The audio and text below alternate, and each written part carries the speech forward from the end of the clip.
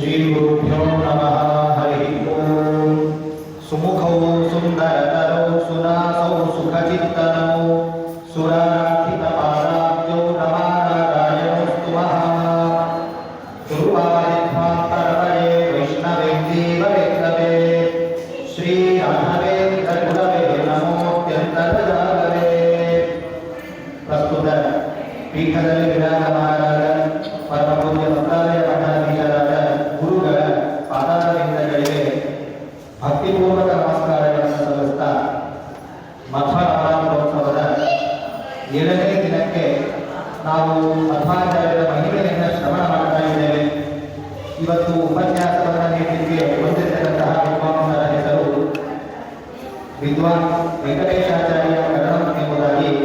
ಆಚಾರ್ಯರು 13 ವರ್ಷಗಳ ಕಾಲ ಗುರು ಸಾರ್ವಭೌಮ ಸಂಸ್ಕೃತ ವಿದ್ಯಾಪೀಠದಲ್ಲಿ ಮಂತ್ರಾಲಯ ಕ್ಷೇತ್ರದಲ್ಲಿ ಅಧ್ಯಯನ ಮಾಡಿ ಪ್ರಾತಸ್ಮರಣೀಯರಾದ ಸುಯತೀರ್ಥ ತೀರ್ಥ ಶ್ರೀಪಾದಗಳವರ ಸನ್ನಿಧಾನದಲ್ಲಿ ಪರಿಮಳ ಮೊದಲಾದ ಟಿಪ್ಪಣಿಗಳ ಸಹಿತ ಶ್ರೀಮನ್ಯಾಯ ಸಿದ್ಧಾಂತಗಳನ್ನು ನೆರವೇರಿಸಿಕೊಂಡಿದ್ದಾರೆ.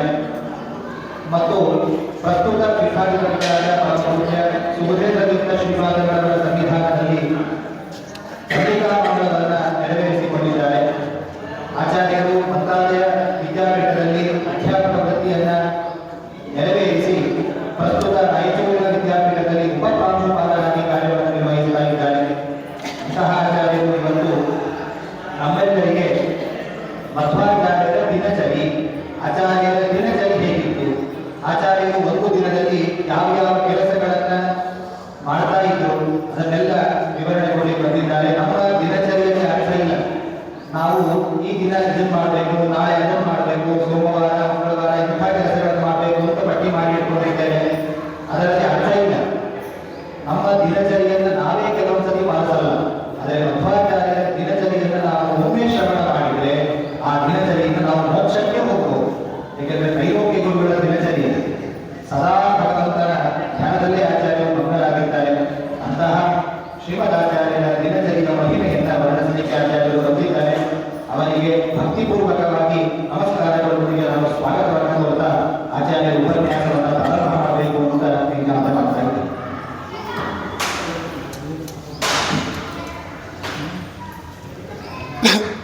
ಓಂ ಶ್ರೀ ಗುರುಭ್ಯೋ ನಮಃ. ಓಂ ಪರಮಗುರುಭ್ಯೋ ನಮಃ. ಓಂ ಶ್ರೀಮದಾನಂದತೀರ್ಥ ಭಗವತ್ಪಾದಾಚಾರ್ಯ ಗುರುಭ್ಯೋ ನಮಃ. ಶ್ರಿಯಃ ಕಾಂತಾಯ ಕಲ್ಯಾಣ ನಿಧಯೇ ನಿಧಯೇರ್ಥಿನಾಂ ಶ್ರೀವೇಂಕಟನಿವಾಸಾಯ ಶ್ರೀನಿವಾಸಾಯ ಮಂಗಳಂ. ಭವಾಪದೋ ವಿನಶ್ಯಂತಿ ಯತ್ಪಾದಸ್ಮೃತಿಮಾತ್ರತಃ ತಂ ವಂದೇ ಕುಮತಧ್ವಾಂತ ಭಾಸ್ಕರಂ ನೃಹರಿಂ ಸದಾ. ಯೋಂತಃ ಪ್ರವಿಶ್ಯ ಮಮ ವಾಚಮಿಮಾಂ ಪ್ರಸುಪ್ತಾಂ ಸಂಜೀವಯತ್ಯಖಿಲಶಕ್ತಿಧರಸ್ವಧಾಮ್ನಾ ಅನ್ಯಾಂಶ್ಚ ಹಸ್ತಚರಣಶ್ರವಣತ್ವಗಾದೀನ್ ಪ್ರಾಣಾನ್ನಮೋ ಭಗವತೆ ಪುರುಷಾಯ ತುಭ್ಯಂ. ಪ್ರಥಮೋ ಹನುಮನ್ನಾಮ ದ್ವಿತೀಯೋ ಭೀಮಯೇವ ಚ ಪೂರ್ಣಪ್ರಜ್ಞಸ್ತೃತೀಯಸ್ತು ಭಗವತ್ಕಾರ್ಯಸಾಧಕಃ.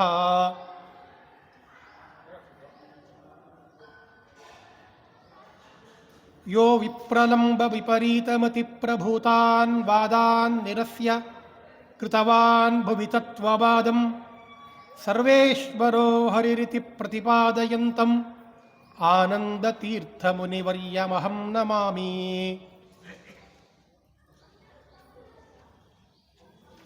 ಅಭ್ರಮಂ ಭಂಗರಹಿತಂ ಅಜಡಂ ವಿಮಲಂ ಸದಾ ಆನಂದತೀರ್ಥಮತುಲಂ ಭಜೆ ತಾಪತ್ರಯಾಪಹಂ.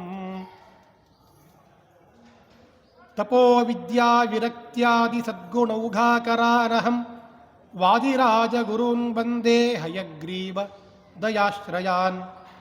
ಭಕ್ತಾನಾಂ ಮಾನಸಾಂ ಭೋಜಭಾನವೇ ಕಾಮಧೇನವೇ ನಮತಾಂ ಕಲ್ಪತರವೇ ಜಯೀಂದ್ರಗುರವೇ ನಮಃ. ಕುಶಾಗ್ರಮತಯೇ ಭಾನುದ್ಯುತಯೇ ವಾದಿಭೀತಯೇ ಆರಾಧಿತಶ್ರೀಪತಯೇ ಸುಧೀಂದ್ರಯತಯೇ ನಮಃ.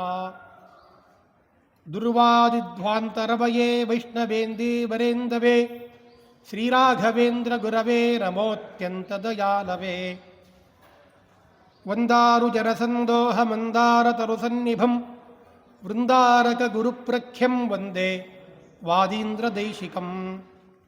ಧರಣೀ ಮಂಡಲೇ ಖ್ಯಾತಂ ಧೈರ್ಯಾದಿ ಗುಣಬೃಂಹಿತಂ ಧಿಕ್ಕೃತ ಅಶೇಷವಾದೀಭಂ ಧೀರಸಿಂಹ ಗುರುಂ ಭಜೆ.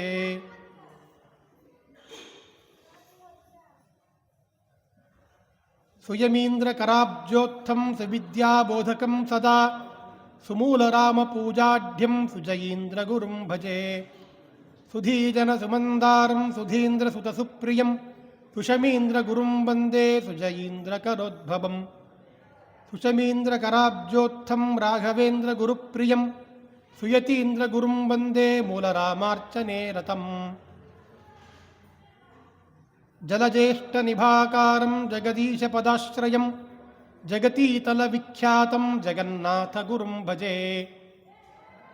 ಜಗದ್ಗುರು ಶ್ರೀಮನ್ ಮಧ್ವಾಚಾರ್ಯರ ಮೂಲ ಮಹಾಸಂಸ್ಥಾನ ಮಂತ್ರಾಲಯ ಶ್ರೀ ರಾಘವೇಂದ್ರ ಸ್ವಾಮಿಗಳವರ ಮಠದ ಪೀಠಾಧಿಪತಿಗಳಾದ ಪರಮಪೂಜ್ಯ ಗುರುಗಳ ಪಾದಾರವಿಂದಗಳಲ್ಲಿ ನನ್ನ ಭಕ್ತಿಪೂರ್ವಕವಾದ ಶಿರಸ್ಸಾಷ್ಟಾಂಗ ನಮಸ್ಕಾರಗಳನ್ನು ಸಮರ್ಪಣೆ ಮಾಡಿ, ಪರಮ ಪವಿತ್ರವಾದ ಪರ್ವಕಾಲದ ಮಧ್ಯದಲ್ಲಿ ನಾವು ಇದ್ದೇವೆ. ಶ್ರೀ ಮಧ್ವ ನವರಾತ್ರೋತ್ಸವ ಅದರ ಭಾಗದಲ್ಲಿ ಇವತ್ತು 7ನೇ ದಿನ ನಾವು ಎಲ್ಲರೂ ಕೂಡ ಸಮಾಹಿತರಾಗಿದ್ದೇವೆ. ಇವತ್ತಿನ ದಿವಸದ ಪ್ರವಚನ ವಿಷಯ ಶ್ರೀಮನ್ ಮಧ್ವಾಚಾರ್ಯರ ದಿನಚರಿ ವರ್ಣನೆ, ಜೊತೆಗೆ 13 ಮತ್ತು 14 ಸರ್ಗ, 16 ಸರ್ಗಗಳಿಂದ ಕೂಡಿದ ಸಮಗ್ರ ವಿಜಯ ಗ್ರಂಥದಲ್ಲಿ ದಿನ ಒಂದೊಂದು ವಿಷಯವನ್ನು ಆರಿಸಿಕೊಂಡು, 2 ಸರ್ಗಗಳಾತ್ಮಕವಾದ ಒಂದೊಂದು ವಿಷಯವನ್ನು ಆರಿಸಿಕೊಂಡು ನಡೆದು ಬಂದ ಈ ಪ್ರವಚನ ಮಾಲಿಕೆಯಲ್ಲಿ 13 ಮತ್ತು 14ನೇ ಸರ್ಗದಲ್ಲಿ ಬರಬಹುದಾಗಿರ್ತಕ್ಕಂತಹ ಆಚಾರ್ಯರ ದಿನಚರಿ ವರ್ಣನೆ, ಇದರ ಬಗ್ಗೆ ಒಂದೆರಡು ಮಾತುಗಳನ್ನು ಆಡೋದಕ್ಕೆ ನಾನು ಯಥಾಶಕ್ತಿ ಯಥಾಮತಿಯಾಗಿ ಪ್ರಯತ್ನ ಪಡ್ತೇನೆ. ಶ್ರೀಮದ್ ಆಚಾರ್ಯರು ಚಾತುರ್ಮಾಸ್ಯಕ್ಕೆ ಎಂಬುದಾಗಿ ಪ್ರಾಗ್ರ್ಯವಾಟ ಅಂತಂದರೆ ಕೋಡಿಪಾಡಿ ಅನ್ನೋ ಊರಿನಲ್ಲಿ ಬಂದಿದ್ದಾರೆ. ಅಲ್ಲಿ ಅಂತಹ ಸಂದರ್ಭದಲ್ಲಿ ಪೃಥುದರ್ಶನ ಮುತ್ಥಿತಂ ಕೃತಾರ್ಥಂ ಪೃಥಿವೀ ಭೃತ್ ಪ್ರಣತಿಂ ಗೃಹೀತವಂತಂ ನಿಜಶಿಷ್ಯ ಮುದೇತ ಸಹ್ಯಮಾಪ್ತಂ ಪುರುಷ ಕಶ್ಚಿದುಪಾಯಯೌ ಕದಾಚಿತ್. ತಮ್ಮ ಶಿಷ್ಯರ ಒಂದು ಅಪೇಕ್ಷೆಯ ಮೇರೆಗೆ ಸಹ್ಯಾದ್ರಿ ಪರ್ವತ ಇರುವಂತಹ ಸಮೀಪಕ್ಕೆ ಶ್ರೀಮದ್ ಆಚಾರ್ಯರು ಅಲ್ಲಿಗೆ ಬಂದಿದ್ದಾರೆ. ಅಲ್ಲಿ ಶ್ರೀಮದ್ ಆಚಾರ್ಯರು ಶಂಕರಾಚಾರ್ಯರ ಮನೆಯಲ್ಲಿ ತಾವು ಬರೆದಿರ್ತಕ್ಕಂತಹ ಗ್ರಂಥಗಳನ್ನು ಅಲ್ಲಿ ಇರಿಸಿರ್ತಾರೆ, ಕ್ಷೇಪಾರ್ಥದಿಂದ ಇರಿಸಿರ್ತಾರೆ. ಅದನ್ನು ಮಾಯಾವಾದಿಗಳು ಕಳ್ಳತನ ಮಾಡಿಬಿಟ್ಟಿರ್ತಾರೆ.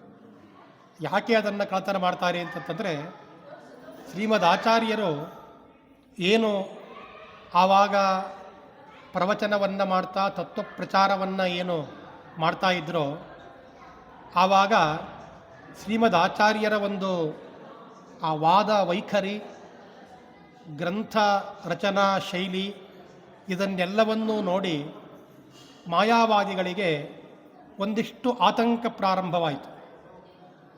ಎಲ್ಲಿ ತಮ್ಮ ಸಿದ್ಧಾಂತದ ಪ್ರತಿಷ್ಠಾಪನೆಯನ್ನು ದೃಢವಾಗಿ ಮಾಡಿಬಿಡ್ತಾರೋ ಅನ್ನುವ ಒಂದು ಭಯದಿಂದ ಆ ಪುಸ್ತಕ ಗ್ರಂಥ ಜಾತವನ್ನು, ಗ್ರಂಥ ರಾಶಿಯನ್ನು ಅಪಹರಣ ಮಾಡ್ಕೊಂಡ್ಬಿಡ್ತಾರೆ. ಅದನ್ನು ತಂದು ಕೊಟ್ಟರೂ ಕೂಡ ಆಚಾರ್ಯರು ಇಲ್ಲ, ಇದು ಜಯಸಿಂಹರಾಜನಿಗೆ ಗುರ್ತಾಗಲಿ, ಜಯಸಿಂಹರಾಜನವರೆಗೆ ಈ ಸುದ್ದಿ ಮುಟ್ಲಿ ಅಂಥೇಳಿ ಮತ್ತೆ ವಾಪಸ್ ಕಳಿಸಿದ್ರಂತೆ. ಜಯಸಿಂಹರಾಜನ ಸನ್ನಿಧಾನದಲ್ಲಿಯೇ ಶಂಕರಾಚಾರ್ಯರಿಗೆ ಮತ್ತೆ ಕೊಡಿಸುವಂತಹ ಒಂದು ವ್ಯವಸ್ಥೆಯನ್ನು ಆಚಾರ್ಯರು ಮಾಡಿಟ್ಟುಕೊಳ್ತಾರೆ. ಅಂತಹ ಸಂದರ್ಭದಲ್ಲಿ ಆ ರಾಜ ನಾನು ನಿಮಗೆ ಕೊಡ್ತೇನೆ ಅಂತೇಳಿ ಹೇಳಿದಾಗ ಇಲ್ಲ, ಅವರ ಸಮಕ್ಷಮದಲ್ಲಿ ಕೊಡಬೇಕು ಅಂತ ಹೇಳಿ ಕಳಿಸ್ತಾರೆ. ಹೀಗೆ ಆ ರಾಜನ ಸಮಕ್ಷಮಕ್ಕೆ ಹೋಗಬೇಕಾಗಿರ್ತದೆ. ಹೇಳಿ ಕಳಿಸಿದಾಗ ಪ್ರಯಾಣವನ್ನು ಬೆಳೆಸ್ತಾರೆ. ಆ ಪ್ರಯಾಣವನ್ನು ಬೆಳೆಸಿದಾಗ ಹೇಗಿತ್ತು ಸಂಚಾರ ಕ್ರಮ, ಸಂಚಾರ ಕ್ರಮದಲ್ಲಿ ಇವರ ಆಚರಣೆ ಹೇಗಿತ್ತು, ದಿನಚರಿ ಹೇಗಿತ್ತು ಅನ್ನೋದನ್ನು ಬಹಳ ಮಾರ್ಮಿಕವಾಗಿ ವರ್ಣನೆ ಮಾಡಿದ್ದಾರೆ. ಅಶುಭಾನಪಹಾಯ ಮಾಯಿ ಜುಷ್ಟಾನಧಮಾದ್ರೀನಿವ ಗೋತ್ರ ನಿಮ್ನಗೌಘೈ ಸುಜನೈಸ್ತರಸಾಭಿಗಮ್ಯಮಾನಃ ಪರಮಸ್ನೇಹತೆಯ ಕ್ರಮಪ್ರಸನ್ನೈ. ಗಂಗಾ ನದಿ ಪ್ರವಾಹದಂತೆ ಶ್ರೀಮದ್ ಆಚಾರ್ಯರ ಒಂದು ಸಂಚಾರ ಇತ್ತಂತೆ. ಗಂಗಾ ನದಿ ಪ್ರವಾಹ ಹೇಗಿತ್ತು ಅಂತಂದರೆ, ಯಾರು ಯಾವ ಸಣ್ಣ ಸಣ್ಣ ಗಿಡಗಳು ಗಂಗಾ ನದಿಗೆ ಅವನತರಾಗಿ ಇರ್ತಾ ಇದ್ವೋ ಅವನ್ನೆಲ್ಲ ಗಂಗಾ ನದಿ ಏನು ಮಾಡ್ತಾ ಇತ್ತು, ಗಂಗಾ ನದಿ ತೀರದ ಪಕ್ಕದಲ್ಲೇ ಇರ್ತಕ್ಕಂಥ ಸಣ್ಣ ಪುಟ್ಟ ಗಿಡಗಳೆಲ್ಲವೂ ಕೂಡ ಬಗ್ಗಿ ತಗ್ಗಿ ಹೋಗ್ತಾ ಇದ್ವಂತೆ ಆ ನದಿ ರಭಸಕ್ಕೆ. ಆದರೆ ಕೆಲವು ದಷ್ಟಪುಷ್ಟವಾಗಿರೋ ಗಿಡಗಳು ಪ್ರವಾಹ ಬಂದಾಗ ಅವು ಬಗ್ಗಿ ಇರೋದಕ್ಕೆ ಆಗೋದಿಲ್ಲ. ಆದ್ದರಿಂದ ಬುಡ ಸಮೇತ ಕಿತ್ತಿ ಹಾರಿಸ್ಕೊಂಡು ಹೋಗ್ತಾ ಇತ್ತಂತೆ ನದಿ ಪ್ರವಾಹ. ಹಾಗೆ ಯಾರಾದರೂ ಸಂಚಾರ ಮಾಡುವಾಗ ಶ್ರೀಮದ್ ಆಚಾರ್ಯರ ಬಳಿ ಬಂದು, ಸ್ವಾಮಿ ನಿಮ್ಮ ಸಿದ್ಧಾಂತವನ್ನು ನಾವು ತಿಳ್ಕೊಳ್ತೇವೆ, ತತ್ವಗಳನ್ನು ತಿಳ್ಕೊಳ್ತೇವೆ ಅಂಥೇಳಿ ಅವನತರಾಗಿ ಬಂದು ಪ್ರಾರ್ಥನೆ ಮಾಡ್ತಾರೆ, ಅಂಥವರಿಗೆ ಅವರನ್ನು ತಮ್ಮ ಜೊತೆಗೆ ಕರ್ಕೊಂಡು ಹೋಗ್ತಾ ಇದ್ದರಂತೆ. ಇನ್ನು ಯಾರು ನಿಮ್ಮ ಮಧ್ವ ಸಿದ್ಧಾಂತದ ಹಿರಿಮೆ ಏನಿದೆ ಎಂಬುದಾಗಿ ಪ್ರಶ್ನೆ ಮಾಡೋದಕ್ಕೆ ಬಂದರೆ ಅವರನ್ನು ಖಂಡನೆ ಮಾಡಿ, ಅವರಿಗೆ ಅರ್ಥ ಆಗುವಂತೆ ಹೇಳಿ ಖಂಡನೆ ಮಾಡಿ ಮುಂದಕ್ಕೆ ಹೋಗ್ತಾ ಇದ್ದರಂತೆ. ಹಾಗೆ ಆಚಾರ್ಯರ ಸಂಚಾರ ಕ್ರಮ ಇತ್ತು ಅಂತ ಹೇಳ್ತಾ ಇದ್ದಾರೆ. ಸುಮನಃ ಫಲಶೋಭಿನೋತ್ರ ಪುಂಸೋ ನಮಯನ್ ಗೋಭಿರನೋಕ ಹಾನಿವೋಚ್ಚಾನ್ ಅಪಿಭಂಗಮುಪಾನಯನ್ನ ಮಮ್ರಾನ್ ದೃಢಭಾವಾನ್ ಅಪರಾನ ವಾರ್ಯವೀರ್ಯ. ಹೀಗೆ ಬಹಳ ವಿಶೇಷವಾದ ರೀತಿಯಲ್ಲಿ ಆಚಾರ್ಯರ ಸಂಚಾರ ಕ್ರಮ ಇರೋದನ್ನು ನಾವು ನೋಡ್ತಾ ಇದ್ದೇವೆ.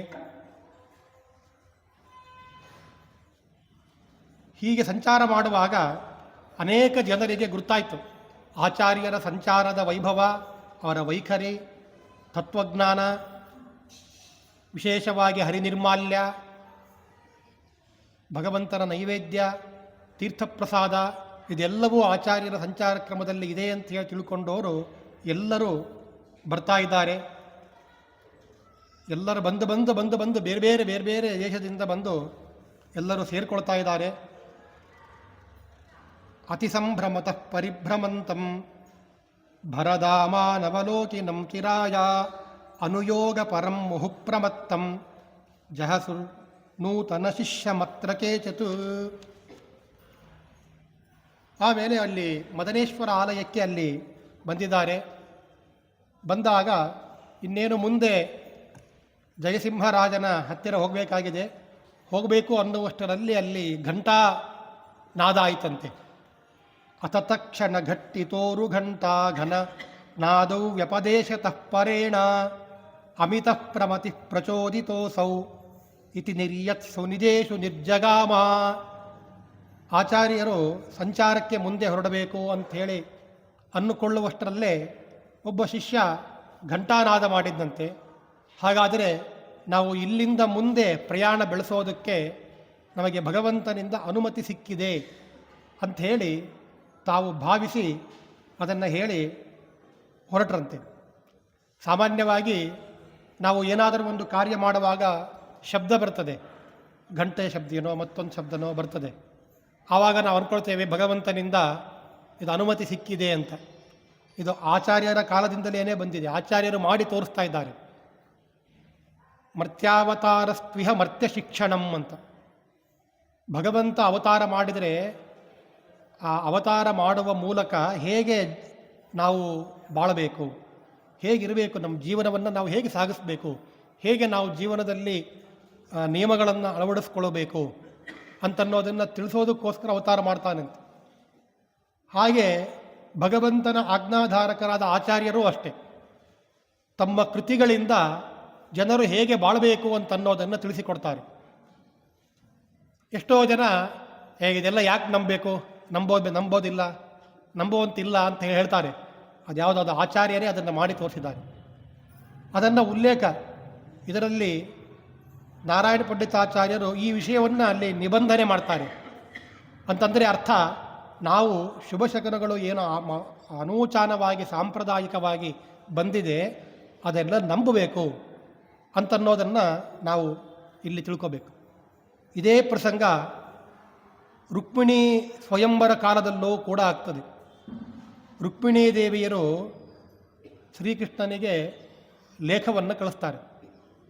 ಕಳಿಸಿದಾಗ ಇನ್ನೂ ಬರಲೇ ಇಲ್ಲ. ಹೇಳಿರ್ತಾರೆ, ನಾನು ದೇವಿ ಆಲಯಕ್ಕೆ ಹೋದಾಗ ಅಲ್ಲಿಂದ ಕರ್ಕೊಂಡು ಬರಬೇಕು ಅಂತ. ಆದರೆ ಎಷ್ಟೊತ್ತಾಯಿತು, ದೇವಿ ಪೂಜೆ ಆಯಿತು, ಮನೆಯಲ್ಲಿ ಪುಣ್ಯಾಹವಾಚನ ಮುಗಿದಿದೆ, ಎಲ್ಲ ಆಗಿದೆ, ಆದರೆ ಇನ್ನು ಕೃಷ್ಣ ಬಂದೇ ಇಲ್ಲ. ಎಲ್ಲರೂ ದುಷ್ಟ ಚತುಷ್ಟಯ ಸಿದ್ಧರಾಗಿಬಿಟ್ಟಿದ್ದಾರೆ. ಏನು ಗತಿ, ಮುಂದಿನ ಗತಿ ಏನು, ನಾನು ಪ್ರಾಣವನ್ನೇ ಕಳ್ಕೊಳ್ತೇನೆ ಅಂತ ಮನಸ್ಸಿನಲ್ಲಿ ಚಿಂತನೆ ಮಾಡಿದರಂತೆ ರುಕ್ಮಿಣೀ ದೇವಿಯರು. ತತ್ಕ್ಷಣವೇ ಆ ಬಲಗಣ್ಣು ಹಾರಿತಂತೆ, ಬಲಗಣ್ಣು ಹಾರಿದಂತೆ ಆಯಿತಂತೆ. ಆವಾಗಲೇ ಕೂಡಲೇ ಆ ಬ್ರಾಹ್ಮಣ, ಕಳಿಸಿದಂತಹ ಬ್ರಾಹ್ಮಣ, ನಾನು ಪತ್ರಿಕೆ ಕೊಟ್ಟಾಯಿತು, ಶ್ರೀಕೃಷ್ಣ ಬಂದಾಯಿತು ಆಗಲೇ ಅಂತನ್ನುವ ವರ್ತಮಾನವನ್ನು ತಿಳಿಸ್ತಾನೆ. ಅಂದರೆ ಶ್ರೀಕೃಷ್ಣ ಬಂದಿದ್ದಾನೆ ಅಂತನ್ನೋ ವರ್ತಮಾನ ರುಕ್ಮಿಣೀ ದೇವಿಯರಿಗೆ ತಿಳಿಸುವ ಮುಂಚೆ ಒಂದು ಶುಭ ಸೂಚನೆ ಅಲ್ಲಿ ಸಿಕ್ತು. ಯಾವ ಸೂಚನೆ ಅಂತಂದರೆ ಅಸೌವ್ಯಸ್ಯ, ಬಲಗಣ್ಣು ಬಲ ಭಾಗಗಳೆಲ್ಲ ಹಾರಿದಂತೆ ಅನಿಸ್ತಂತೆ. ಅಂದರೆ ಇಂಥ ಶುಭ ಶಕುನಗಳು, ಶುಭ ಸೂಚನೆಗಳೆಂದರೆ ಏನು ಆನವಾಯಿತಿ ಬಂದಿದೆ, ಅದೆಲ್ಲವನ್ನೂ ಕೂಡ ಅದರಲ್ಲಿ ವಿಶ್ವಾಸ ಇಟ್ಟುಕೊಳ್ಬೇಕು. ನಾವು ಏನಾದರೂ ಒಂದು ಸಂದರ್ಭದಲ್ಲಿ ಹಿಂಗೆ ಮಾಡ್ತಾ ಇರ್ತೇವೆ, ಹಾಗೆ ಬಂದಾಗ ಏನಾದರೂ ಶುಭ ಸೂಚನೆ ಸಿಕ್ಕರೆ ಭಗವಂತನ ಮೇಲೆ ವಿಶ್ವಾಸದಿಂದ ಆ ಕಾರ್ಯದಲ್ಲಿ ನಾವು ಸಫಲೀಕೃತರಾಗ್ತೇವೆ ಅಂತನ್ನುವ ವಿಶ್ವಾಸವನ್ನು ನಾವು ಇಟ್ಟುಕೊಳ್ಬೇಕು ಅಂತನ್ನೋ ಸೂಚನೆಯನ್ನು ಕೂಡ ಕೊಡ್ತಾರೆ. ಆಮೇಲೆ ಆಚಾರ್ಯರ ಸಂಚಾರ ಅಂತಂತಂದರೆ ಅದು ಸಾಮಾನ್ಯ ಸಂಚಾರ ಅಲ್ಲ, ಯಾರೋ ಸಾಮಾನ್ಯ ಜನರು ಹೋಗ್ತಾ ಇದ್ದಾರೆ ಅಂತ ತಿಳ್ಕೊಳ್ಳಬಾರ್ದು. ಅದಕ್ಕೆ ಎಂತೆಂಥ ಮಹನೀಯರು ಅವರ ಸಂಚಾರ ಕ್ರಮದಲ್ಲಿ ಇದ್ರು ಅಂತನ್ನೋದನ್ನು ಹೇಳ್ತಾರೆ. ಯತಯೋ ಗೃಹಿಣೋಥ ವರ್ಣಿ ಮುಖ್ಯಾ ಶ್ರುತಿಗಾಸ್ತ್ಯಕ್ತ ನಿಷಿದ್ಧ ಕಾಮ್ಯಭಾವಾ ಇಹ ಮೂರ್ತಿಧರಾ ಇವ ಸ್ವಧರ್ಮಾ ಶತಸಂಖ್ಯಮನ್ವಗಚ್ಚನ್. ಅನೇಕ ಮಂದಿ ಯತಿಗಳು ಬರ್ತಿದ್ದಾರಂತೆ. ಆಚಾರ್ಯರು ಸಂಚಾರಕ್ಕೆ ಹೋದಾಗ ಆಚಾರ್ಯರ ಜೊತೆಗೆ ಸಂಚಾರದಲ್ಲಿ ಅನೇಕ ಮಂದಿ ಯತಿಗಳು ಬರ್ತಾ ಇದ್ದಾರೆ. ಇಹ ಮೂರ್ತಿಧರ ಇವ ಸ್ವಧರ್ಮಾ, ಆ ಸ್ವಧರ್ಮವನ್ನು ಮೂರ್ತಿಗಳಂತೆ ಮಾಡಿಕೊಂಡು ಬರ್ತಾ ಇದ್ದಾರೆ. ಬ್ರಹ್ಮಚಾರಿಗಳು, ಗೃಹಸ್ಥರು, ಅನೇಕ ಜನ ಇವರ ಜೊತೆಗೆ ಬರ್ತಾ ಇದ್ದಾರೆ. ಇನ್ನು ಪೃಥ್ವೀಪತಿನಾನುಗಮ್ಯಮಾನಃ ವಿನಯಾತ್ ಭಕ್ತಿರಸಾರ್ದ್ರಮಾನಸೇನ ಅಚಿರೇನ ಸ ವಿಷ್ಣು ಮಂಗಲಸ್ಯ ಪರ್ಯಯೌ ಆಯತನೋತ್ತಮಸ್ಯ ಪಾರ್ಶ್ವಂ. ಆಚಾರ್ಯರು ಬರುವಾಗ ಆ ಮದನೇಶ್ವರ ಪ್ರಾಂತವನ್ನು ದಾಟಿ ಬರ್ತಾ ಇದ್ದಾರೆ. ಅಲ್ಲಿ ಜಯಸಿಂಹರಾಜ ಬಂದ. ಆದರದಿಂದ ಅವತೀರ್ಯ ಪುರೈವ ವಾಹನಾತ್ ಸ್ವಾದಪಿ ಮಾರ್ಗಾದಪಸಾರ್ಯ ಸೈನಿಕಾನ್ ಸಹ ಕೈಶ್ಚನ ಭೂಸರೈರವಾಪ್ತಃ ತ್ರಿಜಗತ್ಪೂಜ್ಯ ಪದಾಂತಿಕೇನ ನಾಮ.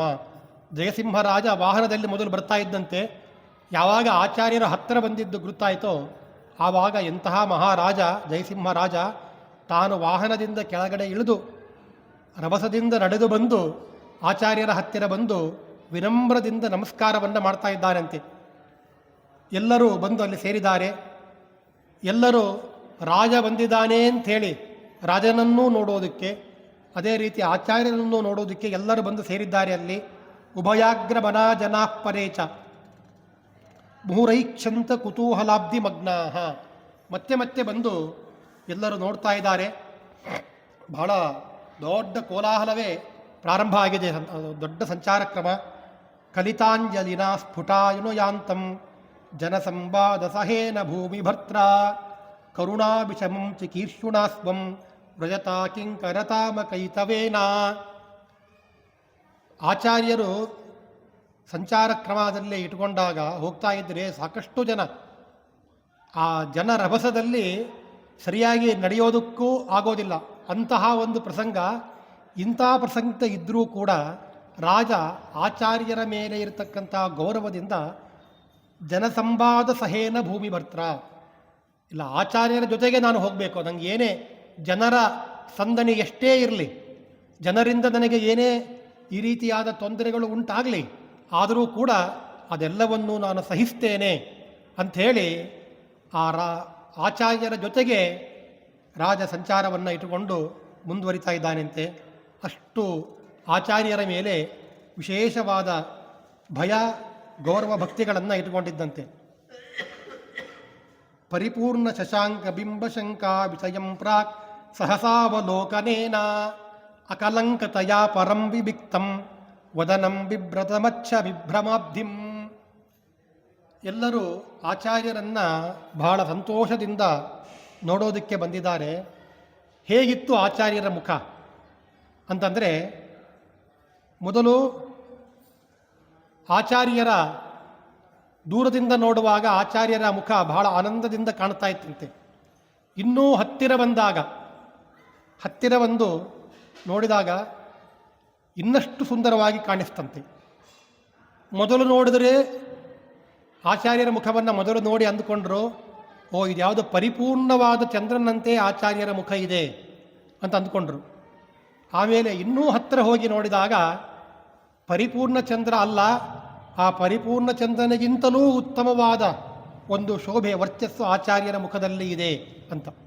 ಅಷ್ಟು ಅದ್ಭುತವಾದ ರೀತಿಯಲ್ಲಿ ಆಚಾರ್ಯರ ಮುಖ ಇತ್ತು.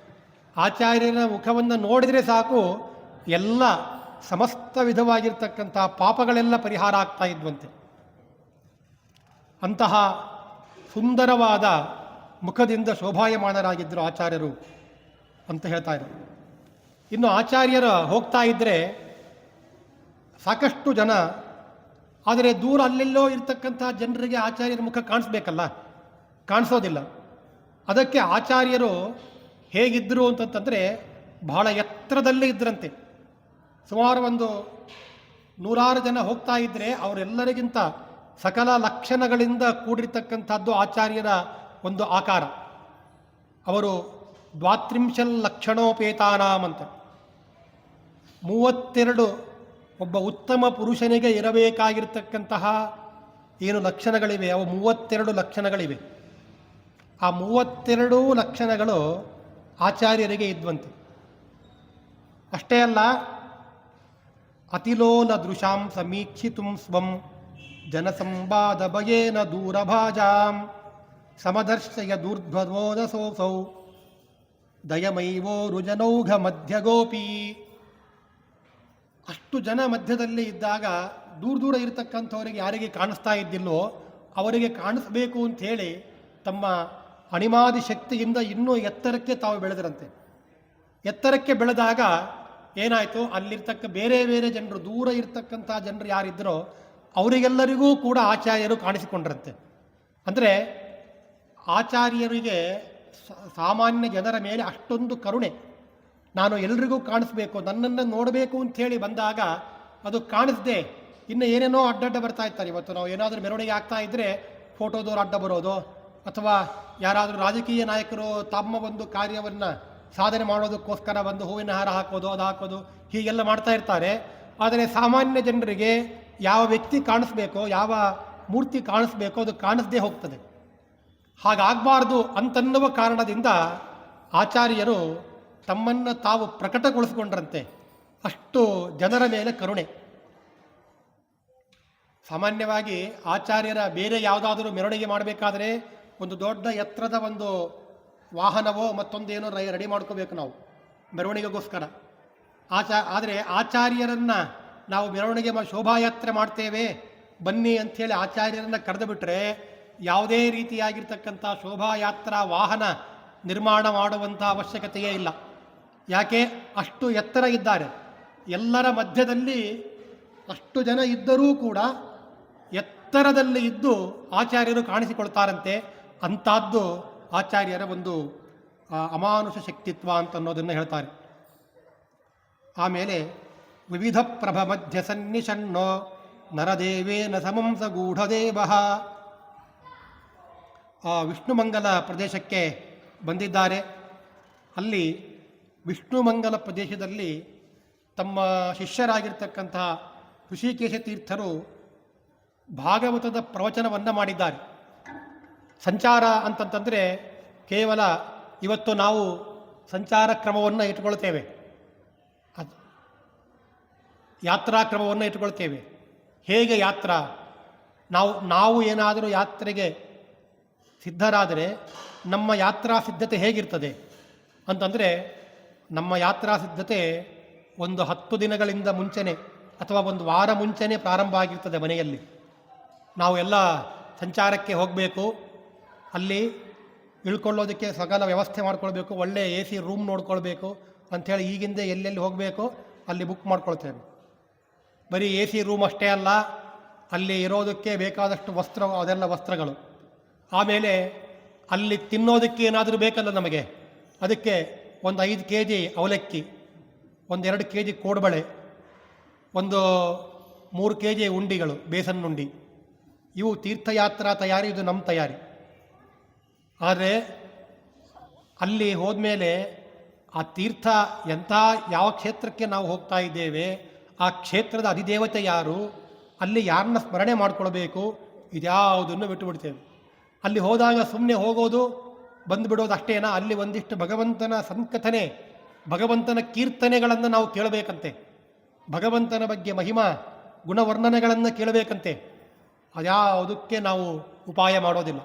ಆದರೆ ಆಚಾರ್ಯರು ತಮ್ಮ ಸಂಚಾರ ಕ್ರಮದಲ್ಲಿ ತಾವು ತೋರಿಸಿಕೊಡ್ತಾ ಇದ್ದಾರೆ ಹೇಗಿರಬೇಕು ಅಂತ. ತಮ್ಮ ಶಿಷ್ಯ ಋಷಿಕೇಶ ತೀರ್ಥನಿಗೆ ಹೇಳಿ ಭಾಗವತ ಪ್ರವಚನವನ್ನು ಮಾಡು ನೀನು. ಆ ಭಾಗವತವನ್ನು ಎಲ್ಲರೂ ಎಷ್ಟೋ ಜನ ಬಂದಿದ್ದಾರೆ, ಅವರಿಗೆಲ್ಲರಿಗೂ ಕೂಡ ಭಗವಂತನ ಗುಣಗಾನ ಆಗಬೇಕು ಅಂಥೇಳಿ ಆ ಭಾಗವತವನ್ನು ವಾಚನ ಮಾಡಿಸಿದ್ರಂತೆ. ಆಮೇಲೆ ಆಚಾರ್ಯರೂ ಕೂಡ ಶ್ರೀಮದ್ಭಾಗವತದ ಕಥೆಯನ್ನು ಹೇಳಿದ್ರಂತೆ. ಅವದತ್ಸ ಕಥಾಂ ರಥಾಂಗಪಾಣೇ ಭಗವಾನ್ ಭಾಗವತೆ ಭವಾಪಹಂತ್ರೀಂ ಅನುರೂಪ ಗುಣಸ್ವರೂಪ ಭಾಜ ನಿಜ ಶಿಷ್ಯ ಪ್ರವರೇಣ ವಾಚ್ಯಮಾನೇ ಕಥನಂ ತದುದಾರ ಧೈರ್ಯಸಾರಂ ಮಧುರಂ ಪುಷ್ಕಲಭಾವವತ್ ಪ್ರಸನ್ನಂ ವಿದುಷೋ ವಿದುಷೋತ್ರ ಶೃಣ್ವತೋಲಂ ವ್ಯಧಿತಾನಂದರಸಾಂಬುಧೌ ನಿಮಗ್ನಾನ್. ಆಚಾರ್ಯರ ಒಂದೊಂದು ವಾಕ್ಯವೇ ಅದ್ಭುತ. ಅಂಥದ್ದು ಶ್ರೀಮದ್ ಆಚಾರ್ಯರೇ ಶ್ರೀಮದ್ಭಾಗವತದ ಕಥೆಯನ್ನು ಹೇಳಿದರು ಅಂತಂತಂದರೆ, ಆ ಶ್ರೀಮದ್ಭಾಗವತ ಕಥೆ ಹೇಗಿರಬೇಕು, ಎಲ್ಲರನ್ನೂ ಕೂಡ ಒಳ್ಳೆ ಅಮೃತ ಸಮುದ್ರದಲ್ಲಿ ಮುಳುಗಿಸಿದಂತೆ ಮಾಡಿತಂತೆ ನೋಡ್ರಿ. ಅಷ್ಟು ಅದ್ಭುತವಾಗಿ ಆಚಾರ್ಯರ ಒಂದು ಕಥೆ ಇತ್ತಂತೆ. ಅದಕ್ಕೆ ನಾರಾಯಣ ಪಂಡಿತಾಚಾರ್ಯ ಹೇಳ್ತಾರೆ, ಗಮನಾಸನ ಸಂಕಥಾದಿಲೀಲಾ ಸ್ಮೃತಿ ಮಾತ್ರೇಣ ಭವಾಪವರ್ಗದಾತ್ರೀ ಕಥಮಪ್ಯಮರ ಪ್ರಪಂಚಯೇಯು ನನು ಮಧ್ವಸ್ಯ ನಮಾದೃಶೋಲ್ಪಬೋಧಾ. ಶ್ರೀಮದ್ ಆಚಾರ್ಯರ ಒಂದು ದಿನಚರಿ ಆದರೂ ಆಗಬಹುದು, ಶ್ರೀಮದ್ ಆಚಾರ್ಯರ ಒಂದು ಏನು ಅವರು ಸಂಚಾರ, ಅವರು ಕೂತಿದ್ದು ನಿಂತಿದ್ದು ಎಲ್ಲವೂ ಮಹಿಮೆ. ಅವರು ನಡೆದಾಡಿದರು ಅಂತಂದರೆ ಅದೊಂದು ಮಹಿಮೆ, ಶ್ರೀಮದ್ ಆಚಾರ್ಯರು ಮಾತಾಡಿದರು ಅದು ಮಹಿಮೆ, ಅವರು ಒಂದು ಕಡೆ ಕೂತ್ಕೊಂಡಿದ್ದಾರೆ ಅದು ಒಂದು ಮಹಿಮೆ. ಹೀಗೆ ಅಂಥದ್ದು ಅವರು ಭಾಗವತಾದಿ ಪ್ರವಚನವನ್ನೇ ಮಾಡಿದ್ದಾರೆ ಅಂತಂತಂದರೆ ಇನ್ನೆಷ್ಟು ಮಹಿಮೆ ಇರ್ತದೆ.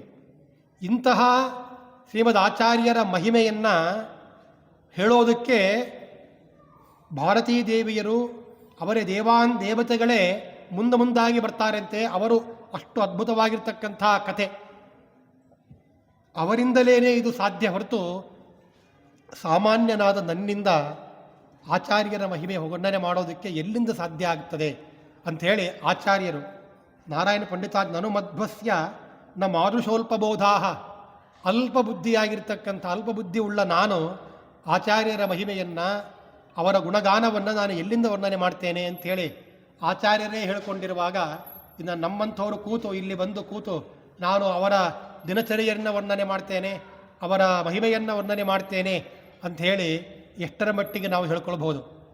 ಆದರೂ ಕೂಡ ಅವರ ಒಂದು ಅನುಗ್ರಹದಿಂದ, ಗುರುರಾಜರ ಒಂದು ಅನುಗ್ರಹದಿಂದ ಒಂದೆರಡು ಮಾತುಗಳನ್ನು ಹೇಳಿ ತಿಳಿದುಕೊಂಡು ಉದ್ಧಾರ ಆಗುವಂತಹ ಪ್ರಯತ್ನವನ್ನು ನಾವು ಮಾಡೋಣ. ಇನ್ನು ಸತಪಃ ಕವಿತಾದಿ ಸದ್ಗುಣಾನಾಂ, ಮುಂದೆ ಇಂತಹ ಆಚಾರ್ಯರು ಆ ವಿಷ್ಣು ಮಂಗಲಕ್ಕೆ ಅಲ್ಲಿ ಸನ್ನಿಹಿತರಾಗಿದ್ದಾರೆ. ಇಂತಹ ಸಂದರ್ಭದಲ್ಲಿ ಅಲ್ಲಿ ತ್ರಿವಿಕ್ರಮ ಪಂಡಿತಾಚಾರ್ಯರ ಒಂದು ಸಮಾಗಮ ಆಗ್ತದೆ. ಆ ತ್ರಿವಿಕ್ರಮ ಪಂಡಿತಾಚಾರ್ಯರು ಎಂಥವರು ಅಂತನ್ನೋದನ್ನು, ಅದರ ಬಗ್ಗೆ ಸ್ವಲ್ಪ ವಿವರಣೆಯನ್ನು ಕೊಟ್ಟಿದ್ದಾರೆ ಇಲ್ಲಿ 13ನೇ ಸರ್ಗದಲ್ಲಿ. ಅಂಗಿರಸ ಗೋತ್ರದಲ್ಲಿ ಬಂದಿರತಕ್ಕಂತಹ ಸುಬ್ರಹ್ಮಣ್ಯ ಪಂಡಿತರು ಅಂತ, ಆ ಸುಬ್ರಹ್ಮಣ್ಯ ಪಂಡಿತರ ಮಕ್ಕಳೇ ಕವಿಯಾಗಿರ್ತಕ್ಕಂಥ ಕವಿಕುಲ ಚಕ್ರವರ್ತಿಗಳಾದಂತಹ ತ್ರಿವಿಕ್ರಮ ಪಂಡಿತಾಚಾರ್ಯರು. ಬಹಳ ಅದ್ಭುತವಾದಂತಹ ವ್ಯಕ್ತಿತ್ವ. ಸಣ್ಣಂದಿರಾಗಿರುವಾಗಲೇ ವಿಶೇಷ ಅಭ್ಯಾಸ ಅದನ್ನೆಲ್ಲ ಮಾಡಿದ್ದಾರೆ. ಯಾವಾಗ ಈ ತ್ರಿವಿಕ್ರಮ ಪಂಡಿತಾಚಾರ್ಯರ ಮಹತ್ವ ಎಂಥದ್ದು ಅಂತಂತಂದರೆ, ನೋಡ್ರಿ, ಸ್ವಲ್ಪ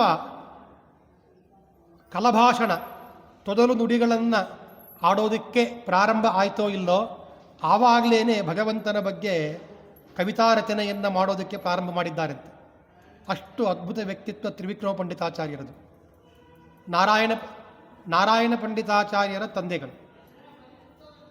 ನಮಗೆ ಇವತ್ತು ಈ ಸುಮುಗ್ಧ ವಿಜಯ ಗ್ರಂಥವನ್ನು ನಾವು ನೋಡ್ತಾ ಇದ್ದೇವೆ ಅಂತಂತಂದರೆ ಇದಕ್ಕೆ ಕಾರಣ ನಾರಾಯಣ ಪಂಡಿತಾಚಾರ್ಯರು. ಆಚಾರ್ಯರ ದಿನಚರಿಯನ್ನಾದರೂ ಆಗಬಹುದು, ಆಚಾರ್ಯರ ಮಹಿಮೆಯನ್ನಾದರೂ ಆಗಬಹುದು, ನೇರವಾಗಿ ನೋಡಿರ್ತಕ್ಕಂಥ ಮಹಾನುಭಾವರು ನಾರಾಯಣ ಪಂಡಿತಾಚಾರ್ಯರು. ಆ ನಾರಾಯಣ ಪಂಡಿತಾಚಾರ್ಯರಿಗೆ ಮಧ್ವಾಚಾರ್ಯರಲ್ಲಿ ಮತ್ತು ಮಧ್ವ ಮತದಲ್ಲಿ ದೀಕ್ಷೆಯನ್ನು ಅಷ್ಟು ಉಳ್ಳೋರಾಗಿದ್ದಾರೆ ಅಂತಂದರೆ ಅದಕ್ಕೆ ಕಾರಣ ತ್ರಿವಿಕ್ರಮ ಪಂಡಿತಾಚಾರ್ಯರು. ಅಂತಹ ತ್ರಿವಿಕ್ರಮ ಪಂಡಿತಾಚಾರ್ಯರ ಒಂದು ವಿಷಯವನ್ನು ಇಲ್ಲಿ ನಮಗೆ ತಿಳಿಸಿಕೊಡ್ತಾ ಇದ್ದಾರೆ. ಕಲಭಾಷಣ ಏವ ಸೂರಿಪೋತಃ ಕವಿರಾಸೀದನಬದ್ಯ ಪದ್ಯವಾದಿ. ತೊದಲು ನುಡಿಗಳನ್ನು ಆಡೋದಕ್ಕೆ ಪ್ರಾರಂಭ ಮಾಡಿದ್ದಾರೆ. ಇನ್ನು ಆ ಸಂದರ್ಭದಲ್ಲೇ ಕವಿತೆಯನ್ನು ರಚನೆ ಮಾಡಿದ್ದಾರೆ ಅಂತಂತಂದರೆ ಆ ತ್ರಿವಿಕ್ರಮ ಪಂಡಿತಾಚಾರ್ಯರಿಗೆ ಎಷ್ಟು ಭಗವಂತನ ಅನುಗ್ರಹ ಇದೆ ಅಂತನ್ನೋದನ್ನು ಅರ್ಥ ಮಾಡ್ಕೊಳ್ಬೇಕು. ಅವಭಾತಿ ನನು ಪ್ರಭಾವಿ ಭಗವಾನ್ ಬಾಲತರೋಪಿ ತಿಗ್ಮಭಾನು. ಹೀಗೆ ಆ ತ್ರಿವಿಕ್ರಮ ಪಂಡಿತಾಚಾರ್ಯರು ಅನೇಕ ಶಾಸ್ತ್ರಗಳ ಅಧ್ಯಯನವನ್ನು ಮಾಡಿದ್ದಾರೆ. ಪ್ರತಿಪಾದಿತಮಾತ್ಮನಾ ಯಥಾರ್ಥಂ ಪೃಥುಮಾಯಾ ಸಮಯಸ್ಯ ದುರ್ಘಟತ್ವಂ ಸ್ವಗುರೌ ಪರಿಹರ್ತುಮಕ್ಷಮೇಪಿ ಕೃತವಾಂ ತತ್ ಸಮಯಸ್ಯ ಬೋಧಿತೋಲಂ. ಅವರ ಕಾಲದಲ್ಲಿ ತ್ರಿವಿಕ್ರಮ ಪಂಡಿತಾಚಾರ್ಯರು ಅನೇಕ ಶಾಸ್ತ್ರಗಳನ್ನು ಅಧ್ಯಯನ ಮಾಡಿದ್ದಾರೆ. ಷಡಂಗ ವೇದಾಂತ ಅಧ್ಯಯನ ಎಲ್ಲ ಮಾಡಿದ್ದಾರೆ. ಆದರೆ ಅವರ ಕಾಲದಲ್ಲಿ ಪ್ರಚಾರಕವಾಗಿ ಇರತಕ್ಕಂಥದ್ದು ಮಾಯಾವಾದ ಶಾಸ್ತ್ರ. ಆದರೆ ಮಾಯಾವಾದ ಶಾಸ್ತ್ರವನ್ನು ನೋಡಿದಾಗ ಅವರಿಗೆ ಸ್ವೀಕಾರ ಮಾಡೋದಕ್ಕೆ, ಆ ಮಾಯಾವಾದ ಶಾಸ್ತ್ರವನ್ನು ಸ್ವೀಕಾರ ಮಾಡೋದಕ್ಕೆ ಮನಸ್ಸಾಗ್ತಾ ಇಲ್ಲ. ಯಾಕೆ ಅಂತಂದರೆ ಪ್ರತಿಪಾದಿತ ಮಾತ್ಮನ ಯಥಾರ್ಥಂ ಪೃಥುಮಾಯಾ ಸಮಯಸ್ಯ ದುರ್ಘಟತ್ವಂ ಸ್ವಗುರೌ ಪರಿಹರ್ತು ಮಕ್ಷಮೇಪಿ ಪೃಥವಾಂ ತತ್ ಸಮಯಸ್ಯ ದೋಹಿತೋಲಂ. ಅದು ಎಷ್ಟೇ ಸೂತ್ರವನ್ನು ರಚನೆ ಮಾಡಿದ್ದಾರೆ ವೇದವ್ಯಾಸ ದೇವರು, ಆದರೆ ಮಾಯಾವಾದ ಶಾಸ್ತ್ರದ ಭಾಷ್ಯವನ್ನು ಅವರು ಕೈ ಹಿಡಿದು ನೋಡಿದಾಗ ವೇದವ್ಯಾಸ ದೇವರು ಬ್ರಹ್ಮಸೂತ್ರಗಳಲ್ಲಿ ಯಾವ ಅರ್ಥದ ಪ್ರತಿಪಾದನೆಯನ್ನು ಮಾಡಿದ್ದಾರೋ ಆ ಅರ್ಥ ಈ ಭಾಷ್ಯವನ್ನು ನೋಡಿದಾಗ ಸಮನ್ವಯ ಆಗ್ತಾ ಇಲ್ಲ, ಹೊಂದಾಣಿಕೆ ಆಗ್ತಾ ಇಲ್ಲ. ಇಂತಹ ಸಂದರ್ಭದಲ್ಲಿ ಅದು ಹೇಗೆ ನಾವು ತಿಳ್ಕೊಳ್ಬೇಕು? ನಿಜವಾದ ಅರ್ಥ ನಮಗೆ ಬೇಕಾಗಿದೆ, ಏನು ಮಾಡಬೇಕು ಅಂಥೇಳಿ ವ್ಯಾಕುಲದಿಂದ ಅವರು ಕೂಡಿದವರಾಗಿದ್ದಾರೆ. ಶೃಣುವಾಚ ಮಿಮಾಂ ವಿಚಾರಿತಾರ್ಥಾಂ ನಕಲೌ ನಿರ್ಗುಣಭಾವನಾ ಸುಖಾಯ ಇತಿ ಗೌಣ ವಿಮುಕ್ತಯೇ ಗುಣಾಢ್ಯಂ ಸ್ಮರದೇವಂ ಸುತವಾಸುದೇವಮೇವ. ಆಗ ಸುಬ್ರಹ್ಮಣ್ಯ ಪಂಡಿತರು ತ್ರಿವಿಕ್ರಮ ಪಂಡಿತಾಚಾರ್ಯರ ಕರೆದು ಹೇಳಿದ್ರಂತೆ, ನೋಡು, ಈ ಕಲಿಯುಗದಲ್ಲಿ ಭಗವಂತ ನಿರ್ಗುಣನಾಗಿದ್ದಾನೆ ಅಂಥೇಳಿ ಉಪಾಸನೆ ಮಾಡೋದೇನಿದೆ ಇದು ಯುಕ್ತವಾಗೋದಿಲ್ಲ. ಭಗವಂತ ನಿರ್ಗುಣನಾಗಿದ್ದಾನೆ ಅಂತನ್ನುವ ವಿಷಯವನ್ನು ಪ್ರತಿಪಾದನೆ ಮಾಡ್ತದೆ ಮಾಯಾವಾದ ಶಾಸ್ತ್ರ. ಹಾಗಾಗಿ ಇಂತಹ ಶಾಸ್ತ್ರವನ್ನು ಇಟ್ಟುಕೊಂಡು ಅಧ್ಯಯನವನ್ನು ಮಾಡಿದರೆ ಆವಾಗ ಇದು ವಿಮುಕ್ತಿಗೋಸ್ಕರ ಆಗೋದಿಲ್ಲ, ಇದರಿಂದ ಮೋಕ್ಷ ಸಿಗೋದಿಲ್ಲ. ಆದ್ದರಿಂದ ನೀನು ಭಗವಂತನನ್ನು ಸ್ಮರಣೆ ಮಾಡು ಅಂಥೇಳಿ ಆ ಭಗವಂತನನ್ನು ಸ್ಮರಣೆ ಮಾಡೋದಕ್ಕೆ ಪ್ರಚೋದನೆಯನ್ನು ಮಾಡ್ತಾ ಇದ್ದಾರೆ ಸುಬ್ರಹ್ಮಣ್ಯ ಪಂಡಿತರು. ರಚಿತಂ ನನು ಸೂತ್ರಮತ್ರಮಾನಂ ವಿದುಷಾ ಸತ್ಯವತೀ ಸುತೇನ ಸಾಕ್ಷಾತ್ ಅಪರಸ್ಪರ ಸಂಗತಾನಿ ಭಾಷ್ಯಾಣ್ಯಪಿ ಸರ್ವಾಣಿ ಮಾನತಾಂ ಪ್ರಜೇಯುಹು. ನಾವು ನೋಡಿರ್ತಕ್ಕಂಥ ಇದುವರೆಗೂ ಬಂದಿರತಕ್ಕಂಥ ಯಾವ ಶಾಸ್ತ್ರ, ಯಾವ ಭಾಷ್ಯವನ್ನು ನೋಡಿದರೂ ಕೂಡ ಸೂತ್ರಗಳಿಗೆ ಅನುಗುಣವಾದ ಅರ್ಥ ಈ ಯಾವ ಭಾಷ್ಯಗಳಲ್ಲೂ ಕೂಡ ಕಾಣಿಸ್ತಾ ಇಲ್ಲ. ಹಾಗಾಗಿ ಏನು ಮಾಡಬೇಕು ಅಂಥೇಳಿ, ಯದಿತೇಷು ನಿರಾಗ್ರಹಾಂತರಾಸ್ಮಃ ಸುಘಟಂ ನೋಪಲಭಾಮಹೇಹಿ ಕಿಂಚಿತ್ ನ ತಥಾಪಿ ಪರಂಪರೋಪಯಾತಂ ನ ಪಠಾಮ ಪ್ರಣಯೇನ ಶಾಂಕರೀಯಂ. ಒಂದು ವೇಳೆ ಇದರಲ್ಲಿ ಆಗ್ರಹ ಇಲ್ಲದೆ ನಾವು ಓದೋದನ್ನು ಬಿಟ್ಟು ಬಿಡೋಣ ಅಂತಂತಂದರೆ ಬಿಡೋದಕ್ಕೂ ಆಗ್ತಾ ಇಲ್ಲ, ಯಾಕಂದರೆ ಪಾರಂಪರಿಕವಾಗಿ ಶಾಂಕರ ಭಾಷ್ಯ ಬಂದಿದೆ. ಏನು ಮಾಡಬೇಕು? ಅದನ್ನು ಶಾಂಕರ ಭಾಷ್ಯವನ್ನು ಅಧ್ಯಯನ ಮಾಡಿದರೆ ಸದ್ಗತಿ ಆಗುತ್ತೆ ಅಂತನ್ನೋ ವಿಶ್ವಾಸ ನಮಗೆ ಬರ್ತಾ ಇಲ್ಲ. ಹಾಗಂತೇಳಿ ಬಿಡುವಂತೂ ಆಗ್ತಾ ಇಲ್ಲ. ಏನು ಮಾಡಬೇಕು? ಘಟನೋಪನಿಷತ್ ಸುನಾಲ್ಪ ಬುದ್ಧೇ ಸುಘಟೇತ್ಯಭ್ಯುಪಗಮ್ಯ ಚಿಂತಯಾಮಹ ನ ವಿಮುಕ್ತಿ ಮುಪೈತಿ ಕೋಪ್ಯ ಮುಕ್ತ್ಯ ಸಮಯೋಕ್ತಾ ವಿಹಯಾಮಿ ಮಾಂ ಉಪಾಸ್ತಿಂ. ಹೀಗೆ ಅನೇಕ ರೀತಿಯಿಂದ ಚಿಂತೆ ಮಾಡ್ತಾ ಇರುವಾಗ ಅವರಿಗೆ ಭಗವಂತನ ಆ ಶ್ರೀಮದ್ ಆಚಾರ್ಯರು ಬಂದಿದ್ದಾರೆ ಅಂತನ್ನುವ ಒಂದು ವಿಚಾರ ಅವರಿಗೆ ಗುರ್ತಾಗ್ತದೆ. ಆ ವಿಚಾರವನ್ನು ತಿಳ್ಕೊಂಡು ಅವರ ಹತ್ತಿರ ಬರಬೇಕು ನಾನು. ಕ್ಷಣದಾಸು ವಿಚಕ್ಷಣಸ್ಸ ವೀಕ್ಷ ಪ್ರಚುರ ಪ್ರಜ್ಞ ಮನೋಜ್ಞ ಶಾಸ್ತ್ರಸಾರಂ ಅಪರಾವಿದಿತ ಪ್ರಸಾದ ಗರ್ಭಂ ವಿದದೇ ವಿಸ್ಮಯವಾಂತರಂ ಮಹಾಂತಂ. ಒಬ್ಬ ಶಿಷ್ಯರು ಬಂದು ತ್ರಿವಿಕ್ರಮ ಪಂಡಿತಾಚಾರ್ಯ ಮುಂದೆ ಹೇಳ್ತಾ ಇದ್ದಾರೆ, ಮಧ್ವಾಚಾರ್ಯರು ಬಂದಿದ್ದಾರೆ, ಅವರು ಭಾರೀ ಪ್ರಭಾವಿತರು. ಅವರ ಆಚಾರ್ಯರನ್ನು ನಾವು ಎಲ್ಲಿವರೆಗೆ ನಾವು ಖಂಡನೆ ಮಾಡೋದಿಲ್ವೋ ಅಲ್ಲಿವರೆಗೆ ನಮ್ಮ ಸಿದ್ಧಾಂತ ಸಿದ್ಧ ಆಗೋದಿಲ್ಲ. ಅದಕ್ಕೋಸ್ಕರ ಆಚಾರ್ಯರ ಶ್ರೀಮನ್ ಮಧ್ವಾಚಾರ್ಯರು ಏನಿದ್ದಾರೆ, ಆ ಶ್ರೀಮನ್ ಮಧ್ವಾಚಾರ್ಯರ ಸಿದ್ಧಾಂತವನ್ನು ಖಂಡನೆ ಮಾಡಬೇಕು ಅಂತಾದರೆ ಅದಕ್ಕೆ ಸಮರ್ಥರಾದ ವ್ಯಕ್ತಿ ಅಂತಂದರೆ ನೀವೊಬ್ಬರೇ. ಹಾಗಾಗಿ ನೀವು ಮುಂದೆ ಬರಬೇಕು. ಅವರು ಇಲ್ಲೇ ವಿಷ್ಣು ಮಂಗಲ ಕ್ಷೇತ್ರದಲ್ಲಿ ಇದ್ದಾರೆ, ಅವರ ಹತ್ತಿರ ಹೋಗೋಣ, ಅವರನ್ನು ಖಂಡನೆ ಮಾಡೋಣ ಅಂಥೇಳಿ ಪ್ರಚೋದನೆ ಮಾಡ್ತಾ ಇದ್ದಾರೆ. ಈ ಸಂದರ್ಭದಲ್ಲಿ ಅವರೇನು ಶ್ರೀಮನ್ ಮಧ್ವಾಚಾರ್ಯರ ಗ್ರಂಥಗಳನ್ನು ತಂದು ತಮ್ಮ ಮನೆಯಲ್ಲಿ ಇಟ್ಟಿದ್ದರು, ಅದನ್ನು ರಹಸ್ಯವಾಗಿ ತ್ರಿವಿಕ್ರಮ ಪಂಡಿತಾಚಾರ್ಯರು ನೋಡಿದ್ದಾರೆ. ನೋಡಿದರೆ ಆನಂದ ಆಗೋಯ್ತಂತೆ. ಇದುವರೆಗೂ ಯಾವ ವ್ಯಾಕುಲತೆಯಿಂದ ಅವರು ಕೂಡಿದ್ರೋ, ನಾವು ಇದುವರೆಗೂ ಅನೇಕ ಶಾಸ್ತ್ರಗಳನ್ನು ಓದಿದ್ದೇವೆ, ಆದರೆ ನಮ್ಮ ಒಳ್ಳೆ ಸನ್ಮಾರ್ಗವನ್ನು ಸನ್ಮಾರ್ಗದಲ್ಲಿ ಕರೆದುಕೊಂಡು ಹೋಗುವಂಥ ಶಾಸ್ತ್ರ ಯಾವುದೂ ಕಾಣಿಸಿರಲಿಲ್ಲ. ಆದರೆ ಆಚಾರ್ಯರ ಈ ಗ್ರಂಥಗಳನ್ನು ನೋಡ್ತಾ ಇದ್ದರೆ ಅನಿಸುತ್ತೆ ಇದು ನಿಜವಾಗಿಯೂ ಕೂಡ ಅರ್ಥಭರಿತವಾಗಿವೆ ಅಂಥೇಳಿ ಒಳಗೊಳಗೇನೆ ಅವರು ಮಧ್ವಾಚಾರ್ಯರ ಶಿಷ್ಯರಾಗಿ ಬಿಟ್ರಂತೆ.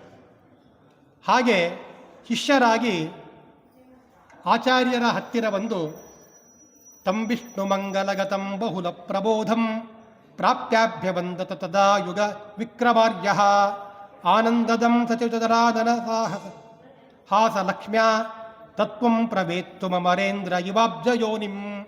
ಆಚಾರ್ಯರ ಹತ್ತಿರ ಬಂದು ನಮಸ್ಕಾರವನ್ನು ಮಾಡಿ ಕೇಳ್ತಾ ಇದ್ದಾರೆ. ಮುಂದೆ 14ನೇ ಸರ್ಗ ಪ್ರಾರಂಭವಾಗ್ತದೆ. ಅದರಲ್ಲಿ ಆಚಾರ್ಯರ ದಿನಚರಿಯ ವರ್ಣನವನ್ನು ಮಾಡ್ತಾರೆ. ಆಚಾರ್ಯರ ದಿನಚರಿ ಹೇಗಿತ್ತು, ನಾವು ಯಾವ ಸಮಯದಲ್ಲಿ ಎದ್ದೇಳಬೇಕು ಅಂಥೇಳಿ ಶಾಸ್ತ್ರದಲ್ಲಿ ಹೇಳಿದ್ದಾರೆ, ಅದೇ ಶಾಸ್ತ್ರೋಕ್ತವಾದ ಮಾರ್ಗದಲ್ಲಿ ಪ್ರತಿನಿತ್ಯದ ದಿನಚರಿ ಇತ್ತಂತೆ. ಬೆಳಿಗ್ಗೆ ಎಷ್ಟೊತ್ತಿಗೆ ಎದ್ದೇಳಬೇಕು ಅಂತಂದರೆ ನಾವೆಲ್ಲರೂ ಹೇಳ್ತೇವೆ, ನಾವೆಲ್ಲರೂ ಸೂರ್ಯವಂಶದವರು ಅಂತಂದರೆ ಸೂರ್ಯೋದಯ ಆದ ನಂತರ ನಮಗೆಲ್ಲ ಉದಯ, ನಮಗೆ ಎಚ್ಚರಿಕೆ ಆಗೋದೇ ಆವಾಗೆ. ಆದರೆ ಆಚಾರ್ಯರು ಸದಾಚಾರ ಸ್ಮೃತಿಯಲ್ಲಿ ಏನು ಹೇಳಿದ್ದಾರೆ, ತಾವು ಗ್ರಂಥಗಳಲ್ಲಿ ಏನನ್ನು ಉಪದೇಶ ಮಾಡಿದ್ದಾರೆ ಅದರಂತೆ ಅವರು ವರ್ತನೆ ಮಾಡಿದ್ದಾರೆ. ಇವತ್ತು ಎಷ್ಟೋ ಜನ ಹೇಳ್ತಾರೆ, ಹೇಳೋದು ಪುರಾಣ, ತಿನ್ನೋದು ಬದನೆಕಾಯಿ ಅಂತ. ಅಂದರೆ ಸಾಕಷ್ಟು ಜನರಿಗೆ ಉಪದೇಶವನ್ನು ಮಾಡ್ತಾರೆ. ಬರೀ ಉಪದೇಶ ಮಾಡಿದರೆ ಸಾಲದು, ಅದರ ಅನುಷ್ಠಾನದಲ್ಲಿ ಇಟ್ಕೊಳ್ಬೇಕು. ಶಾಸ್ತ್ರವನ್ನು ಪಂಡಿತರು ಹೇಗಿರ್ತಾರೆ ಅಂತಂದರೆ, ಒಂದು ಕಡೆ ಹೇಳ್ತಾರೆ, ಶಾಸ್ತ್ರದ ಅಧ್ಯಯನವನ್ನು ಮಾಡ್ತಾರೆ ಅಂತೆ. ಪಂಡಿತರೆಲ್ಲರೂ ಒಂದು ಸೌಟಿದ್ದಂತೆ. ಯಾಕೆ ಅಂತಂದರೆ, ಪಠಂತಿ ವೇದಶಾಸ್ತ್ರಾಣಿ, ವೇದಶಾಸ್ತ್ರವನ್ನು ಅವರು ಅಧ್ಯಯನ ಮಾಡ್ತಾರೆ. ಬೋಧಯಂತಿ ಪರಸ್ಪರಂ, ಇನ್ನೊಬ್ಬರನ್ನ ಕರೆದು ಇನ್ನೊಬ್ಬರಿಗೆ ಹೇಳ್ತಾರೆ. ಆದರೆ ಆ ಶಾಸ್ತ್ರದ ತತ್ವ ಏನು ಅಂತನ್ನೋದನ್ನು ಅವರು ತಿಳ್ಕೊಳ್ಳೋದಿಲ್ಲ ಪಂಡಿತರಾದವರು. ಏನಿದು ಹಿಂಗೆ ಯಾಕೆ ಹೇಳ್ತೀರಿ ಅಂತಂದರೆ, ಒಂದು ಸೌಟಿದ್ದಂತೆ ಅಂತ ಹೇಳ್ತಾರೆ. ದರ್ವಿ ಪಾಕರಸಂ ಯಥಾ ಅಂತ. ಈ ಸೌಟು ಇರ್ತದೆ, ಪಾಯಸವನ್ನು ಬೆಳೆಸುವಂತಕ್ಕಂಥ ಸೌಟು. ಎಲ್ಲರಿಗೆ ಲೈನಾಗಿ ಕೂಡಿಸ್ತಾರೆ. ಕೂಡಿಸಿ ಸೌಟು ಏನು ಮಾಡ್ತದೆ, ಪಾಯಸವನ್ನು ಬಡಿಸ್ತಕ್ಕಂಥ ಸೌಟು ಎಲ್ರಿಗೂ ಪಾಯಸ ಬಡಿಸ್ತದೆ. ಆದರೆ ಪಾಯಸದ ಸವಿ ಹೇಗಿದೆ, ಅದರ ರುಚಿ ಹೇಗಿದೆ ಅನ್ನೋದನ್ನು ಆ ಸೌಟೇನಿದೆ ದರ್ವಿ ಅದು ತಿಳ್ಕೊಳ್ಳೋಕ್ಕಾಗೋದಿಲ್ಲ. ಪಂಡಿತರು ಅಷ್ಟೇ, ಶಾಸ್ತ್ರವನ್ನು ಅಧ್ಯಯನ ಮಾಡ್ತಾರೆ, ಅದರ ಮರ್ಮವನ್ನು ತಿಳ್ಕೊಳ್ತಾರೆ, ಇನ್ನೊಬ್ಬರಿಗೆ ಹೇಳ್ತಾರೆ. ಆದರೆ ತಾವು ಅನುಷ್ಠಾನ ಮಾಡೋದಿಲ್ಲವಾದ್ದರಿಂದ ನಿಜವಾದ ಶಾಸ್ತ್ರದ ಸವಿಯನ್ನು ಪಂಡಿತ ತಿಳ್ಕೊಳ್ಳೋದಿಲ್ಲ. ಕೇಳಿರ್ತಾರಲ್ಲ, ಕೇಳಿ ಯಾರು ಅನುಷ್ಠಾನ ಮಾಡ್ತಾರೆ ಅವರು ನಿಜವಾದ ಶಾಸ್ತ್ರದ ಒಂದು ಸ್ವಾರಸ್ಯವನ್ನು ಅವರು ತಿಳ್ಕೊಳ್ತಾರೆ. ಏನು ನಿಜವಾದ ಶಾಸ್ತ್ರ ಸ್ವಾರಸ್ಯ ಅಂತಂದರೆ ಅನುಷ್ಠಾನ. ಬರೀ ನಾವು ತಿಳ್ಕೊಳ್ತೇವೆ, ಏನೇನು ಆಚಾರ ಇದೆ ಅನ್ನೋದನ್ನು ತಿಳ್ಕೊಳ್ತೇವೆ ಅನ್ನೋದರಿಂದ ಮಾತ್ರ ಅದು ಶಾಸ್ತ್ರಾಚರಣೆ ಆಗೋದಿಲ್ಲ. ಆಚಾರವನ್ನು ಅನುಷ್ಠಾನ ಮಾಡಬೇಕು. ಅನುಷ್ಠಾನ ಮಾಡಿದಾಗ ಮಾತ್ರ ನಿಜವಾದ ಸ್ವಾರಸ್ಯ ಶಾಸ್ತ್ರದ ತತ್ವವನ್ನು ತಿಳ್ಕೊಂಡಂತೆ. ಆಚಾರ್ಯರು ಅಷ್ಟೇ. ನಾವು ಇನ್ನೊಬ್ಬರಿಗೆ ಉಪದೇಶ ಮಾಡ್ತೇವೆ. ಬೆಳಿಗ್ಗೆ ಪಂಚ ಉಷಃಕಾಲದಲ್ಲಿ, ಅರುಣೋದಯ ಕಾಲದಲ್ಲಿ ಎದ್ದೇಳಬೇಕು, ಎದ್ದು ಸ್ನಾನಾದಿಗಳನ್ನು ಮಾಡಬೇಕು, ನಿರ್ಮಾಲ್ಯಾದಿಗಳನ್ನು ಮಾಡಬೇಕು ಅಂಥೇಳಿ ಹೇಳ್ತೇವೆ. ಆದರೆ ನಾವೇ ಅದನ್ನು ಆಚರಣೆ ಮಾಡಲಿದ್ರೆ ಹೇಗೆ ಅಂತಂದು ಆಚಾರ್ಯರು, ಶ್ರೀಮನ್ ಮಧ್ವಾಚಾರ್ಯರು ಕೃತಮಪಕೃತಮಾರ್ಯೈ ಕ್ಷಮ್ಯತಾಂ ಶಾಂತಿಭೂಪೈ ಇತಿ ಮೃದು ವದತಾಂ ಚ ಪ್ರಾರ್ಥನಾಭಿಪ್ರಭೂಣಾಂ ಅಪಹೃತ ಬಪರೇಶಾಂ ಮಂತ್ರಭೋಗದೃತಜಾತಂ ದಶಹೃದಯ ನಿಯೋಗಾದ್ ಅಗ್ರಹೀತ್ ಶಂಕರಾರ್ಯ. ಆಚಾರ್ಯರು ಉದಯತಿ ವಿನತಾಯಾ ನಂದನೆ ಶ್ಲಾಘ್ಯಕಾಲೆ ಸಕಲಕೃತ್ಯ ಕೃತ್ಯವೇದಿ ಪ್ರವೇಕ. ಅರುಣೋದಯ ಕಾಲದಲ್ಲಿ ಸ್ನಾನಾದಿಗಳನ್ನು ಮಾಡ್ತಾ ಇದ್ದಾರಂತೆ ಆಚಾರ್ಯರು. ಅರುಣೋದಯ ಅಂತಂತಂದರೆ ಚತಸ್ರೋ ಘಟಿಕಾ ಪ್ರೋಕ್ತಾ ಅರುಣೋದಯ ಮುಚ್ಯತೆ, ಅಂದರೆ ಬೆಳಿಗ್ಗೆ ಸುಮಾರು 4 ಗಂಟೆ 15 ನಿಮಿಷ, 4:15, ಬೆಳಿಗ್ಗೆ 4 ಗಂಟೆ 15 ನಿಮಿಷಕ್ಕೆ ಆಚಾರ್ಯರು ಸ್ನಾನವನ್ನು ಮಾಡ್ತಾ ಇದ್ದಾರೆ. ಹೀಗೆ ಅರುಣೋದಯಕ್ಕೆ ಸ್ನಾನವನ್ನು ಮಾಡಿದ್ದಾರೆ. ಚರಮ ಸಮಯ ಸುಪ್ತಾ ಪೂರ್ವಮುತ್ಥಾಯ ಶಿಷ್ಯಾ ಗುರುಜನ ಪರಿಚರ್ಯಾಂ ಚಕ್ರಿರೇ ದುಷ್ಕರಾಂಚ ಸಬಹುಮತಿ ತದಾ ಪೆದ್ದ ರಾತ್ರಾತ್ ಪ್ರಸನ್ನಾ ಸಗತಿ ರಪರಥೈಚಾಂ ಸ್ಯಾತ್ ಕಥಂಕಾರವಿಷ್ಟ. ಆಚಾರ್ಯರು ಸ್ನಾನಕ್ಕೆ ಹೋದಾಗ ಆಚಾರ್ಯರು ಸ್ನಾನಕ್ಕೆ ಹೋಗ್ತಾರೆ. ಅವರ ಪಾತ್ರೆಗಳನ್ನು ಹಿಡ್ಕೊಂಡು ಹೋಗಬೇಕು ಅಂತ ಹೇಳಿ ಆಚಾರ್ಯರು ಮಲಗುವ ಮುಂಚೆ ಶಿಷ್ಯರು ಮಲಗ್ತಾ ಇದ್ದಾರೆ. ಅವರು ಆಚಾರ್ಯ ಮಲಗಿದ ನಂತರ ಶಿಷ್ಯರು ಮಲಗಿ, ಆಚಾರ್ಯರು ಏಳುವ ಮುಂಚೆಯೇ ಶಿಷ್ಯರೆಲ್ಲರೂ ಎದ್ದು ಆಚಾರ್ಯರಿಗೆ ಬೇಕಾಗಿರ್ತಕ್ಕಂಥ ಆನ್ನಿಕ ಸಾಮಾನುಗಳು ಏನಿದ್ದು ಅದನ್ನೆಲ್ಲ ತೆಗೆದುಕೊಂಡು ಹೋಗ್ತಾ ಇದ್ರಂತೆ.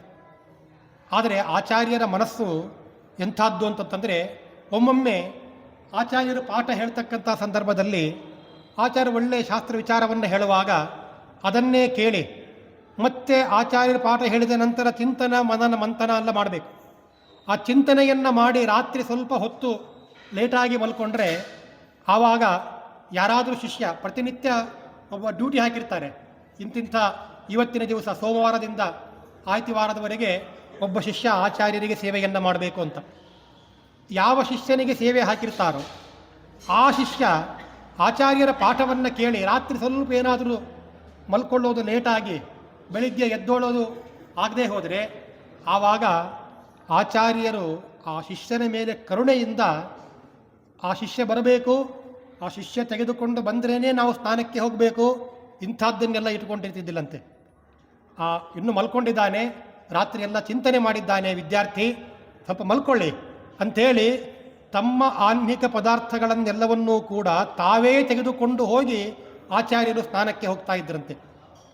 ಶ್ರವಣ ಮನನ ಹೇತೋ ಪ್ರಾಕ್ಷಿರಾಯಾಸ್ತ ನಿದ್ರಃ ಸಪದಿ ವಿಭಷಯಂತ್ಯಾ ನಿದ್ರಯಾಗ್ರಸ್ತಚೇತಾ ಸ್ವಯಮಪಿ ನಯತಿದ್ರಾಗಂಗವಸ್ತ್ರಾದಿ ಪೂಜ್ಯೆ ಸ್ವಯಮಪಿ ನಯತಿದ್ರಾಗಂಗವಸ್ತ್ರಾದಿ ಪೂಜ್ಯೆ ಝಟಿತಿ ವಿಗತ ನಿದ್ರಃ ಕೋಪಿ ಶಿಷ್ಯೋನ್ವಶೇತ.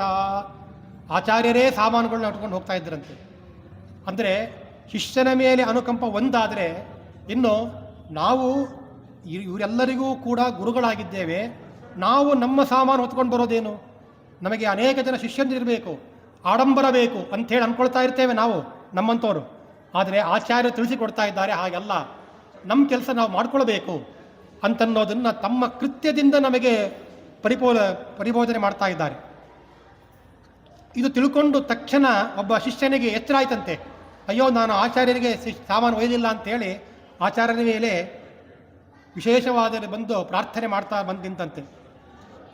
ಆಮೇಲೆ ಅವರು ಆಚಾರ್ಯರ ಮುಂದೆ ಅಮೃತಮಪಿ ನಿರೀಕ್ಷ ಸ್ರಾವಿ ನಿರ್ಮಾಲ್ಯ ಸೂನೆ ಘೃತಮಿತಮಿತಿ ಸದ್ಯೋ ಭ್ರಾಂತಿ ಮಂತೋಪಿ ಶಿಷ್ಯಾ. ಆಚಾರ್ಯರು ಮುಂದೆ ಆಹ್ನಿಕವನ್ನು ಮಾಡ್ತಕ್ಕಂಥ ಸಂದರ್ಭ, ನಿರ್ಮಾಲ್ಯ ವಿಸರ್ಜನೆ ಮಾಡಿದಾಗ ಆ ಪುಷ್ಪವನ್ನು ಏರಿಸ್ತಾ ಇದ್ದಾರೆ. ಪುಷ್ಪವನ್ನು ತೆಗಿಬೇಕು. ಆ ಪುಷ್ಪವನ್ನು ತೆಗಿಬೇಕಾದರೆ ಆ ಪುಷ್ಪದಿಂದ ಅಮೃತ ಹರಿತಾ ಇದೆ. ಆಚಾರ್ಯರು ಪೂಜೆ ಮಾಡಿದರೆ ಆ ಆಚಾರ್ಯರ ಒಂದು ಭಕ್ತಿಯಿಂದ ಪುಷ್ಪವನ್ನು ನಾವು ನಿರ್ಮಾಲ್ಯವನ್ನು ತೆಗೆಯುವಾಗ ಆ ಪುಷ್ಪಗಳಿಂದ ಅಮೃತ ಹರಿದು ಬರ್ತಾ ಇದೆಯಂತೆ. ಅದನ್ನು ಮೊದಲು ಕೆಲವರು ಶಿಷ್ಯರು ಅಂದ್ಕೊಂಡ್ರು ಇದು ತುಪ್ಪ ಸುರಿತಾ ಇದೆ ಅಂತ ಅಂದ್ಕೊಂಡ್ರಂತೆ. ಆಮೇಲೆ ಅವರಿಗೆ ಗೊತ್ತಾಯಿತು ಆಚಾರ್ಯರ ಮಹಿಮೆಯಿಂದ ಇದು ತುಪ್ಪ ಅಲ್ಲ, ಅಮೃತವೇ ಅಂತ. ಅಷ್ಟು ಅದ್ಭುತವಾದ ರೀತಿಯಲ್ಲಿ ಆಚಾರ್ಯರ ನಿರ್ಮಾಲ್ಯ ಪ್ರಯೋಗ ಇತ್ತು ಅಂತನ್ನೋದನ್ನು ಹೇಳ್ತಾ ಇದ್ದಾರೆ. ಹೀಗೆ ಅನೇಕ ಮಹಿಮೆಯನ್ನು ನೋಡ್ತಾ ಇದ್ದಾರೆ. ಆಮೇಲೆ ನಿಹಿತ ಮುಚಿತ ಮುಚ್ಯಂ ಯೋಗಪೀಠಂ ಪ್ರವಕ್ತು ಪರಿಪದಿ ಪರಿತೋಮಿ ಸತ್ಪರಾಸ್ತತ್ಪ್ರಭಾಜ. ಆಚಾರ್ಯರು ಮುಂದೆ ಪಾಠಕ್ಕೆ ಬೆಳಿಗ್ಗೆ ಉಪಕಾಲದಲ್ಲಿ ಎದ್ದೇಳೋದು, ಆಮೇಲೆ ನಿರ್ಮಾಲ್ಯ ವಿಸರ್ಜನೆ, ಅದಾದ ನಂತರ ಸಚ್ಚಾಸ್ತ್ರದ ಪಾಠವನ್ನು ಮಾಡಬೇಕು. ಅದಕ್ಕೋಸ್ಕರ ಒಂದು ದೊಡ್ಡ ಮಂಟಪ, ಅಲ್ಲಿ ಯೋಗಪೀಠವನ್ನು ಹಾಕಿರ್ತಾರೆ. ಆ ಯೋಗಪೀಠದಲ್ಲಿ ಬಂದು ಆಚಾರ್ಯರು ಕೂತು ಪಾಠ ಮಾಡಬೇಕು. ಈ ಕಡೆ ಬೇರೆ ಶಿಷ್ಯಂದ್ರೆಲ್ಲರೂ ಕೂಡ ಸ್ನಾನಾದಿಗಳನ್ನ ಮುಗಿಸ್ಬೇಕಲ್ಲ. ಆ ಸ್ನಾನಾದಿಗಳನ್ನ ಮುಗಿಸಿ ಅವರೂ ಕೂಡ ಆಹ್ನಿಕ ಇತ್ಯಾದಿಗಳನ್ನೆಲ್ಲ ಮಾಡ್ತಾ ಇರ್ತಾರೆ. ಆಚಾರ್ಯರು ಹೇಗೆ ಆಹ್ನಿಕವನ್ನು ಮಾಡ್ತಾರೆ ಹಾಗೆ ಶಿಷ್ಯರಿಗೂ ಕೂಡ ಮಾಡಿಸ್ಬೇಕು. ಇವತ್ತು ಏನಾಗಿದೆ ಅಂತಂದರೆ, ನಾವು ಚೆನ್ನಾಗಿ ಆಹ್ನಿಕಾದಿಗಳನ್ನ ಮಾಡ್ತೇವೆ, ಪೂಜಾ ಪುನಸ್ಕಾರಗಳನ್ನ ಮಾಡ್ತೇವೆ, ಇನ್ನೊಬ್ಬರು ಮಾಡಿದ್ರೇನು ಬಿಟ್ರೇನು ಅಂತ ಅಂದ್ಕೊಳ್ಳುವಂಥ ಗುರುಗಳು ಇಲ್ಲ. ಆ ರೀತಿ ಹಾಗಾಗಬಾರ್ದು. ತಾವೂ ಅನುಷ್ಠಾನವನ್ನು ಮಾಡಬೇಕು, ಶಿಷ್ಯರಿಂದಲೂ ಅನುಷ್ಠಾನವನ್ನು ಮಾಡಿಸ್ಬೇಕು. ಅದಕ್ಕೋಸ್ಕರ ಆಚಾರ್ಯರು ತಾವು ಅನುಷ್ಠಾನ ಮಾಡೋದಲ್ಲದೆ ಎಲ್ಲ ಶಿಷ್ಯರಿಗೆ ನೀವೆಲ್ಲ ಆಹ್ನಿಕರಲ್ಲಿ ಪ್ರವೃತ್ತರಾಗ್ರಿ ಅಂಥೇಳಿ ಅವರಿಗೋಸ್ಕರ ಒಂದು ಮಂಟಪವನ್ನು ನಿರ್ಮಾಣ ಮಾಡಿದ್ರಂತೆ. ಅಲ್ಲಿ ಎಲ್ಲರೂ ಆಹ್ನಿಕಕ್ಕೆ ಕೂಡ್ತಾ ಇದ್ರು. ಆ ಕೂಡುವಂಥ ಸಂದರ್ಭದಲ್ಲಿ ಝಟಿತಿ ದದೃಶುರೇಕೆ ವಾಚನೀಯಾದಿ ಭಾಗಂ ಪರಿಚಯ ಪಟುತಾಭ್ಯಾಂ ತಾವದೇಕೆ ಚಿರೇಣ ಹರಿಗುರು ನವನಂದ್ರಾಗ್ ಯಜ್ಞತೋಮೀ ವಿಧಾಯ ಪ್ರಯಯುರಪವಾಸಾಮ್ಯಂ ಸಿದ್ಧಯೇ ಸಾಧ್ಯಯತ್ನ. ಆಚಾರ್ಯರು ಪಾಠಕ್ಕೆ ಬರ್ತಕ್ಕಂಥ ಸಂದರ್ಭವನ್ನು ಅವ್ರು ಹೇಗೆ ತಿಳ್ಕೊಳ್ತಾ ಇದ್ರು ಅಂತಂದರೆ, ಅವರು ಏನು ಶಿಷ್ಯಂದ್ರೆಲ್ಲರೂ ಆಹ್ನಿಕಕ್ಕೆ ಕೂತಿರ್ತಿದ್ರು, ಆ ಶಿಷ್ಯಂದ್ರೆಲ್ಲರೂ ಆಹ್ನಿಕಕ್ಕೆ ಕೂತಿರುವಾಗ ಆ ಮೇಲೆ ನಾವು ಬೆಳಕಂಡೆ ಅಂತ ಹೇಳ್ತೇವೆ, ಹಾಗೆ ಸೂರ್ಯಕಿರಣಗಳು ಬಂದ್ವಂತೆ. ಸೂರ್ಯಕಿರಣಗಳು ಈ ಸಂದರ್ಭಕ್ಕೆ ಬಂದಿದ್ದನ್ನು ಮನಸ್ಸಿನಲ್ಲಿ ಅವರು ತಿಳ್ಕೊಂಡು ಅಂದ್ಕೊಂಡ್ರು, ಇಲ್ಲ ಆಚಾರ್ಯರು ಸರಿಯಾಗಿ ಪಾಠಕ್ಕೆ ಬಂದು ಕೂಡುವಂಥ ಸಮಯ ಅಂಥೇಳಿ ಎಲ್ಲರ ಎದ್ದು ಬಂದು ಆ ಪಾಠಕ್ಕೆ ಕೂಡ್ತಾ ಇದ್ರಂತೆ. ಪಾಠ ಹೇಳುವಾಗ ಆಚಾರ್ಯರು ಪಾಠ ಹೇಳುವಾಗ ಕೆಲವರು ಶಿಷ್ಯಂದರು ತಕ್ಷಣ ತಿಳ್ಕೊಳ್ತಾ ಇದ್ದರು. ಇನ್ನು ಕೆಲವು ಶಿಷ್ಯಂದರು ಆಮೇಲೆ ಆಚಾರ್ಯರು ಪಾಠವಾದ ನಂತರ ಮತ್ತೊಮ್ಮೆ ವಿಶೇಷ ಪ್ರಯತ್ನವನ್ನು ಮಾಡಿ ಚಿಂತನೆ ಮಾಡಿ ಆಮೇಲೆ ಮತ್ತೆ ಅವರೂ ಕೂಡ ತಮ್ಮ ಹಿಂದಿನ ಶಿಷ್ಯಂದರು ಏನು ಆಚಾರ್ಯರು ಪಾಠ ಹೇಳಿದ ಕೂಡಲೇ ತಿಳ್ಕೊಳ್ತಾ ಇದ್ದರು, ಹಾಗೆ ಇವರೂ ಕೂಡ ಪ್ರಯತ್ನಪೂರ್ವಕವಾಗಿ ಚಿಂತನೆಯನ್ನು ಮಾಡಿ ಮತ್ತು ಅವರಿಗೆ ಸಮಾನವನ್ನು ಹೊಂದುತ್ತಾ ಇದ್ರಂತೆ. ಅದಕ್ಕೆ ಹೇಳ್ತಾರೆ ಸಿದ್ಧಯೇ ಸ್ಯಾಧಿ ಯತ್ನ ಅಂತ. ನಾವು ಏನಾದರೂ ಒಂದು ಪ್ರಯತ್ನ ಪಟ್ಟರೆ ಆ ಪ್ರಯತ್ನ ಸಫಲವಾಗ್ತದೆ. ನಮಗೆ ಏನಾದರೂ ಒಂದು ಕೆಲಸ ಆಗದೇ ಹೋದರೆ ನಾವು ಸುಮ್ಮನೆ ಎದ್ದು ಬಿಟ್ಟರೆ ಏನು ಕೆಲಸ ಆಗೋದಿಲ್ಲ. ಹಾಗಾಗಿ ಪ್ರಯತ್ನವನ್ನು ನಾವು ಮಾಡಬೇಕು ಅಂತ. ಅದಕ್ಕೆ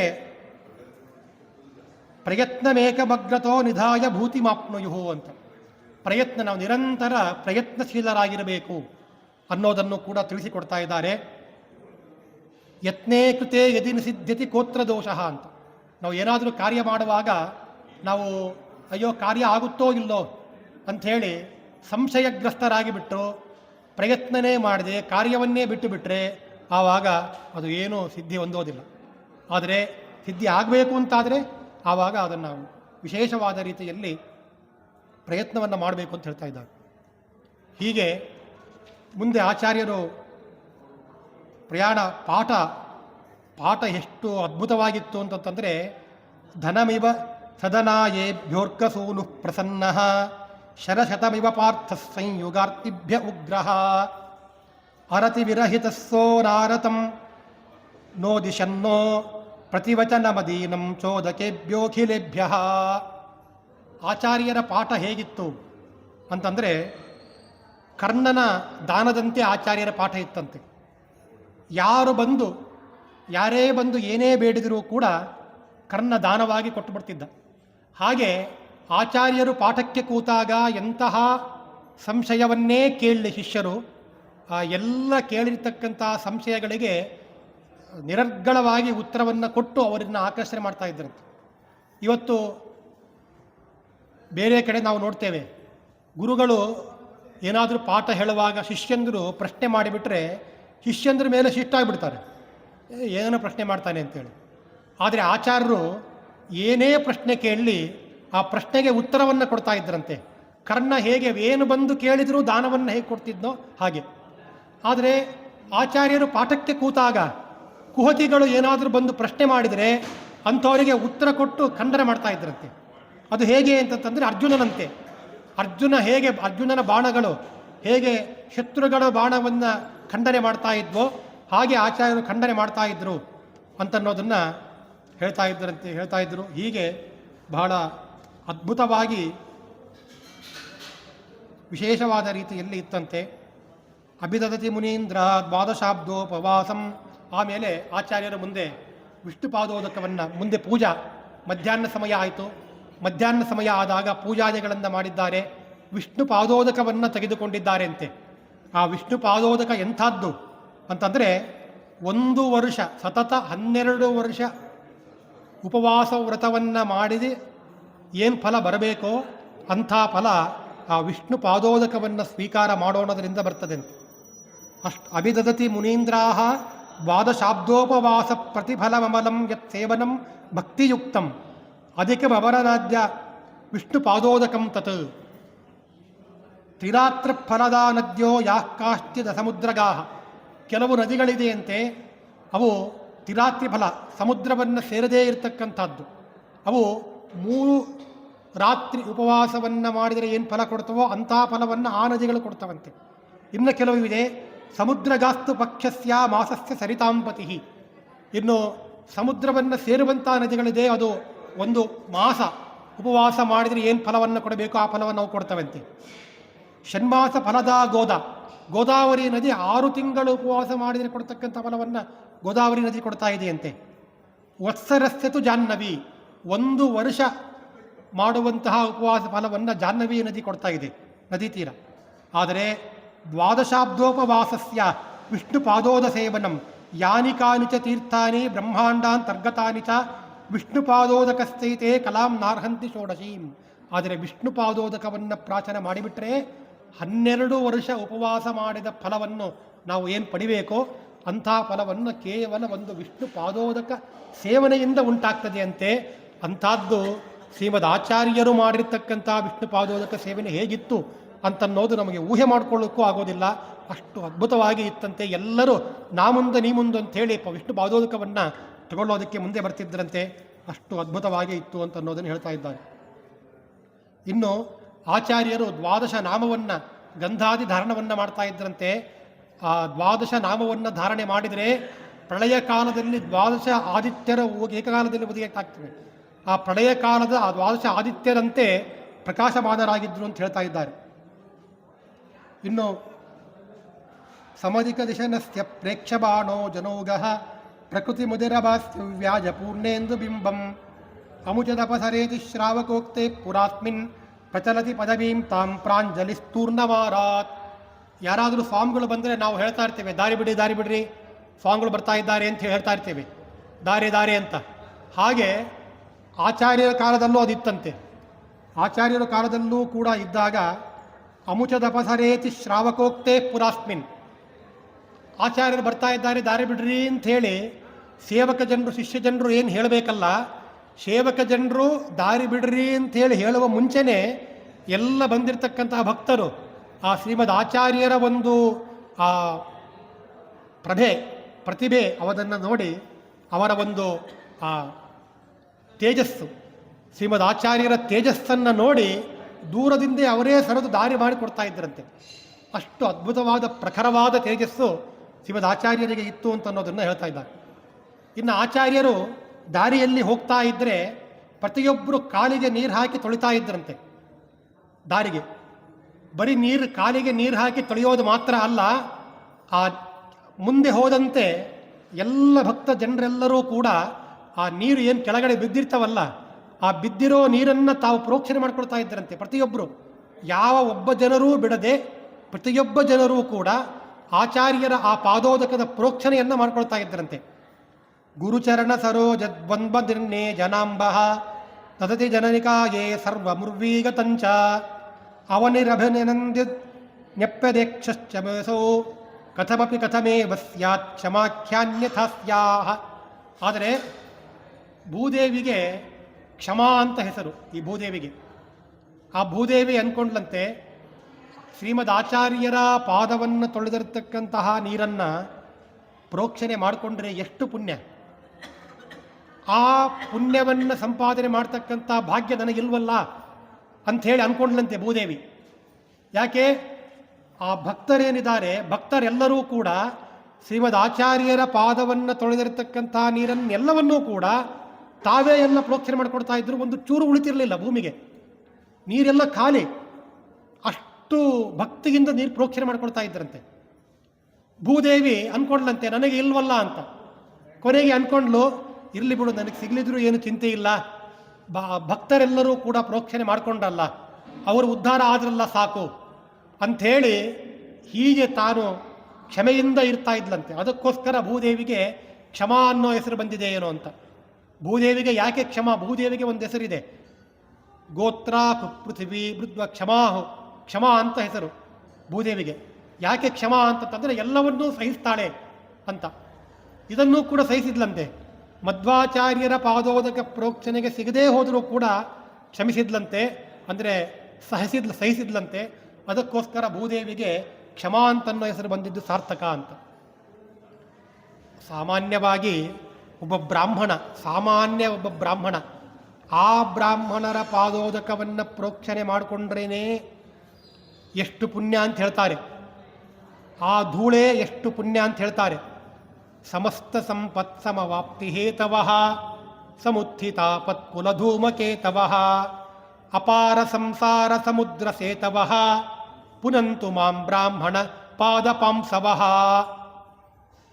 ಬ್ರಾಹ್ಮಣರ ಪಾದ ಧೂಳಿ ಅದೆಷ್ಟು ಮಹಿಮಾನ್ವಿತ ಅಂತಂದರೆ ಅಪಾರ ಸಂಸಾರ ಸಮುದ್ರ ಸೇತವಃ.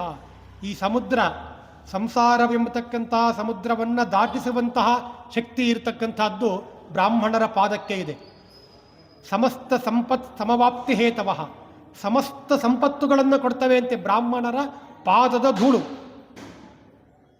ಸಮಸ್ತ ಸಂಪತ್ ಸಮವಾಪ್ತಿ ಹೇತವಃ ಸಮುತ್ಥಿತಾಪತ್ ಕುಲಧೂಮಕೇತವಃ.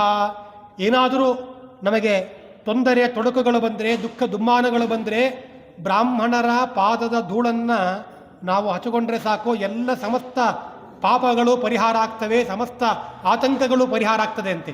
ಇದು ಕೇವಲ ಬ್ರಾಹ್ಮಣರ ಪಾದದ ಧೂಳು.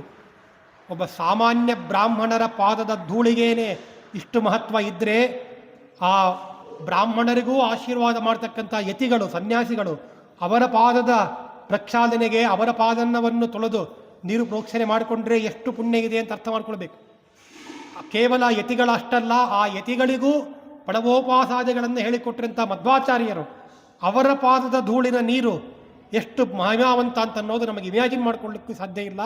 ಅಂತಹ ಆ ಪಾದದ ನೀರನ್ನು ಎಲ್ಲರೂ ಭಕ್ತಿಯಿಂದ ಪ್ರೋಕ್ಷಣೆ ಮಾಡಿಕೊಂಡ್ರು ಅಂತ ಅನ್ನೋದನ್ನು ಅಲ್ಲಿ ಹೇಳ್ತಾ ಇದ್ದಾರೆ. ಹೀಗೆ ಇನ್ನೂ ಒಂದೆರಡು ಶ್ಲೋಕಗಳನ್ನು ಹೇಳಿ ನಾನು ಇವತ್ತಿನ ಪ್ರವಚನವನ್ನು ಭಗವಂತನಲ್ಲಿ ಸಮರ್ಪಣೆ ಮಾಡ್ತೇನೆ. ಅವಿದಿತ ರಸಭೇದಂ ಶೀತಲಂ ಲಗ್ವಗಂಧಂ ವಿಮಲ ಅಮಲಪಾಣಿಪಾಣಿಜೈರ ಪ್ರವಿಷ್ಟಂ ವದನ ಪವನ ಭೀತ್ಯಾ ಪಾರ್ಶ್ವತೋ ಬಿಭ್ರದಗ್ರ್ಯಂ ಕಮಚಕರಕ ಪೂರ್ಣಂ ಸಂಯಮೀಹಾನಿನಾಯ. ಇನ್ನು ಆಚಾರ್ಯರು ಪೂಜೆಗೆ ಕೂತಾಗ ಪೂಜೆಗೋಸ್ಕರ ಅಗ್ರ್ಯೋದಕ ಅಂತ ಇರ್ತದೆ, ಕುಂಭ, ಪೂರ್ಣ ಕುಂಭ ಅಂತ. ಆ ನೀರನ್ನು ತರಬೇಕು, ಪೂಜೆಗೋಸ್ಕರ ನೀರು ತಗೊಂಬರಬೇಕು. ಈ ವಿಷಯವೊಂದನ್ನು ಹೇಳಿ ನಾನು ಇವತ್ತಿನ ಪ್ರವಚನವನ್ನು ಮುಗಿಸ್ತೇನೆ. ಆ ನೀರನ್ನು ತರುವಾಗ ಹೇಗೆ ತರಬೇಕು ಅನ್ನೋದನ್ನು ಬಹಳ ಮಾರ್ಮಿಕವಾಗಿ ಅರ್ಥ ಆಗುವಂತೆ ಇಲ್ಲಿ ವರ್ಣನೆ ಮಾಡಿದ್ದಾರೆ. ಅದು ಹೇಗಿದೆ ಅಂತಂತಂದರೆ ನೋಡಿ, ಆ ನೀರು ತರುವಾಗ ಶಿಷ್ಯನಿಗೆ ತಾವು ಹೇಳಿಕೊಟ್ಟಿದ್ದಾರೆ ನೀರು ಹೇಗೆ ತರಬೇಕು ಅಂತ. ನಾವು ಸಾಮಾನ್ಯವಾಗಿ ಪೂಜೆಗೆ ನೀರು ತರಬೇಕಾದ್ರೆ ಹೇಗೆ ತೊಗೊಂಡು ಬರ್ತೇವೆ? ಆ ತಂಬಿಗೆಯನ್ನು ಹಿಡ್ಕೊಂಡು ಕೈಯಲ್ಲಿ ಹೀಗೆ ಹಿಡ್ಕೊಂಡು ಬರ್ತೇವೆ, ಈ ಆಕಾರದಲ್ಲಿ. ಆದರೆ ನೀವು ಆಲೋಚನೆ ಮಾಡಿರಿ, ನಾವು ತಂಬಿಗೆಯನ್ನು ಈ ರೀತಿಯಾಗಿ ಹಿಡ್ಕೊಂಡು ಎಲ್ಲಿಗೆ ಹೋಗೋದು? ಹಳ್ಳಿಗಳಲ್ಲಿ ವಾಸ ಮಾಡ್ತಕ್ಕಂಥ ಜನರಿಗೆ ಗುರ್ತು. ಆದರೆ ಈ ರೀತಿಯಾಗಿ ಹಿಡ್ಕೊಂಡು ಹೋದರೆ ಅದು ಪೂಜೆಗೋಸ್ಕರ ಅಲ್ಲ, ಅದು ಬೇರೆ ಇನ್ಯಾವುದೋ ಕೆಲಸ. ಆದರೆ ಭಗವಂತನ ಪೂಜೆಗೋಸ್ಕರ ನೀರನ್ನು ಹಿಡಿದುಕೊಡಬೇಕಾದರೆ ಅದಕ್ಕೆ ಒಂದು ವಿಶೇಷವಾದ ಮಾರ್ಗ ಇದೆ ಅನ್ನೋದನ್ನು ತಿಳಿಸ್ತಾ ಇದ್ದಾರೆ. ಅವಿದಿತ ರಸಭೇದಂ, ಆ ನೀರಿನ ರಸ ಹೇಗಿದೆ ಅಂತನ್ನೋದು ಗುರ್ತಾಗಬಾರ್ದಂತೆ. ಅಂದರೆ ನೀರಿನ ವಾಸನೆಯನ್ನು ನೋಡಬಾರ್ದು, ನೀರಿನ ರುಚಿಯನ್ನೂ ಕೂಡ ತಾನು ನೋಡಿರಬಾರ್ದು. ಆ ರೀತಿಯಾಗಿ ನೀರು ತಗೊಳ್ಬೇಕಂತೆ. ಲಘ್ವಗಂಧಂ ವಿಮಲಂ ಅಮಲಪಾಣಿ, ಸ್ವಚ್ಛವಾದ ಕೈಯಿಂದ ಚೆನ್ನಾಗಿ ತೊಳೆದುಕೊಂಡು ನೀರನ್ನು ತೊಗೊಂಬರ್ಬೇಕಂತೆ. ಅದಕ್ಕೆ ನೀರು ತಗೊಬರಬೇಕಾದ್ರೆ 4 ಪದರ ಮಾಡಿ ನೀರನ್ನು ಸೋಸಿ ಆ ನೀರನ್ನು ಪೂಜೆಗೆ ಹಿಡ್ಕೊಂಬರ್ಬೇಕಂತೆ. ಅದರಲ್ಲಿ ಕ್ಷಂ ಲಕ್ಷ್ಮೀ ನೃಸಿಂಹಾಯ ನಮಃ ಅಂಥೇಳಿ ನೀರಿನಲ್ಲಿ ನರಸಿಂಹ ಅಕ್ಷರ ಬೀಜವನ್ನು ಬರಿಬೇಕಂತೆ. ಹಾಗೆ ಬರೆದಾಗ ಅದು ಪೂಜೆಗೆ ನಿಜವಾದ ನೀರು ಅಂತಾಗುತ್ತೆ. ಅದು ಅಗ್ರೋದಕ ತರಬೇಕಾದ್ರೆ ಹಾಗೆ ತರಬೇಕಂತೆ. ಮತ್ತು ತನ್ನ ಉಸಿರು, ನೀರು ತರುವಾಗ ತನ್ನ ಉಸಿರು ಎಲ್ಲಿ ಆ ನೀರಿಗೆ ತಗುಲುತ್ತೋ ಏನೋ ಅನ್ನುವ ಭಯದಿಂದ ಪಾರ್ಶ್ವತೋ ಬಿಭ್ರದಗ್ರ್ಯಂ, ಸ್ವಲ್ಪ ದೂರದಿಂದ ಹೀಗೆ ಹಿಡ್ಕೊಂಡ್ಬರ್ತಿದ್ದಂತೆ. ಕೈ ಹೀಗಲ್ಲ, ಹೀಗೆ ಸ್ವಲ್ಪ ದೂರದಲ್ಲಿ ಹಿಡ್ಕೊಂಡು ಬರ್ತಾ ಇದ್ದರಂತೆ. ಅದಕ್ಕೆ ಆಚಾರ್ಯರು ಕೂಡ ಹನುಮಂತ ದೇವರು ಭಗವಂತನ ಪೂಜೆಗೆ ಹೂವನ್ನು ತೆಗೆದು ಬರಬೇಕಾದರೆ ಹೇಗೆ ತಗೊಂಡ್ಬರ್ತಿದ್ರು ಅನ್ನೋದನ್ನು ನಾವು ಪ್ರಥಮ ಸರ್ಗದಲ್ಲಿ ನೋಡಿದ್ದೇವೆ. ವಾಭ್ಯಾಂ ಕರಾಭ್ಯಾಂ ಅಭವತ್ ಪ್ರಯತ್ನ. 2 ಸಂಜೀವಿನಿ ಪರ್ವತವನ್ನು, ಎಂಥ ದೊಡ್ಡ ಪರ್ವತ, ಸಂಜೀವಿನಿ ಪರ್ವತವನ್ನು ಕೇವಲ ಅದು ಸುಮಾರು ಯೋಜನ ದೂರದ ಇರತಕ್ಕಂಥ ಬೆಟ್ಟವನ್ನು ಕೇವಲ ಒಂದು ಕಿರುಬೆರಳಲ್ಲಿ ತಗೊಂಡು ಬಂದಿದ್ದಾರೆ. ಆದರೆ ಭಗವಂತನ ಪೂಜೆಗಾಗಿ ಹನುಮಂತ ದೇವರು ಹೂವನ್ನು ತಗೊಂಡು ಬರಬೇಕಾದ್ರೆ 2 ಕೈಗಳನ್ನು ಇಟ್ಟುಕೊಂಡು ತಗೊಂಡು ಬಂದರೂ ಸರಿಯಾಗಿ ತಗೊಂಡು ಬರ್ತೇನೋ ಇಲ್ಲೋ ಅಂತೇಳಿ ಭಯ ಆಗ್ತಾ ಇತ್ತಂತೆ. ಯಾಕೆ? ಎಲ್ಲಿ ಅಪಚಾರ ಆದೀತೋ ಅಂತೇಳಿ ಭಯ ಅಂತೆ, ಅಷ್ಟು ಭಕ್ತಿ. ಹಾಗೆ ನೀರನ್ನು ತಗೊಂಬರಬೇಕಾದ್ರೆ ಆ ತಂಬಿಗೆಯಲ್ಲಿ ಅಷ್ಟು ಭಕ್ತಿಯಿಂದ ನೀರನ್ನು ತಗೊಂಡು ಬರ್ತಾ ಇದ್ದರು ಅಂತನ್ನೋದನ್ನು ನಮಗೆ ತಿಳಿಸಿಕೊಡ್ತಾ ಇದ್ದಾರೆ. ಹೀಗೆ ಆ ವಿಶೇಷವಾದ ರೀತಿಯಲ್ಲಿ ಭಗವಂತನ ಪೂಜೆಯನ್ನು ಮಾಡಿದರು. ಆಮೇಲೆ ಪುಷ್ಪಾರ್ಚನೆಯನ್ನು ಮಾಡಿದ್ರಂತೆ. ಅಷ್ಟಭಿಹಿ ಭಾವಪುಷ್ಪಗಳಿಂದ ಅರ್ಚನೆ ಮಾಡಿದ್ರಂತೆ. ನಾವು ಪೂಜೆ ಮಾಡಬೇಕಾದರೆ ಏನೇನೋ ಅನೇಕ ಮನಸ್ಸಿನೆಲ್ಲ ಇಟ್ಕೊಂಡು ಬಿಟ್ಟಿರ್ತೇವೆ, ಅದ್ಯಾವುದು ಇಟ್ಕೊಳ್ಬಾರ್ದಂತೆ.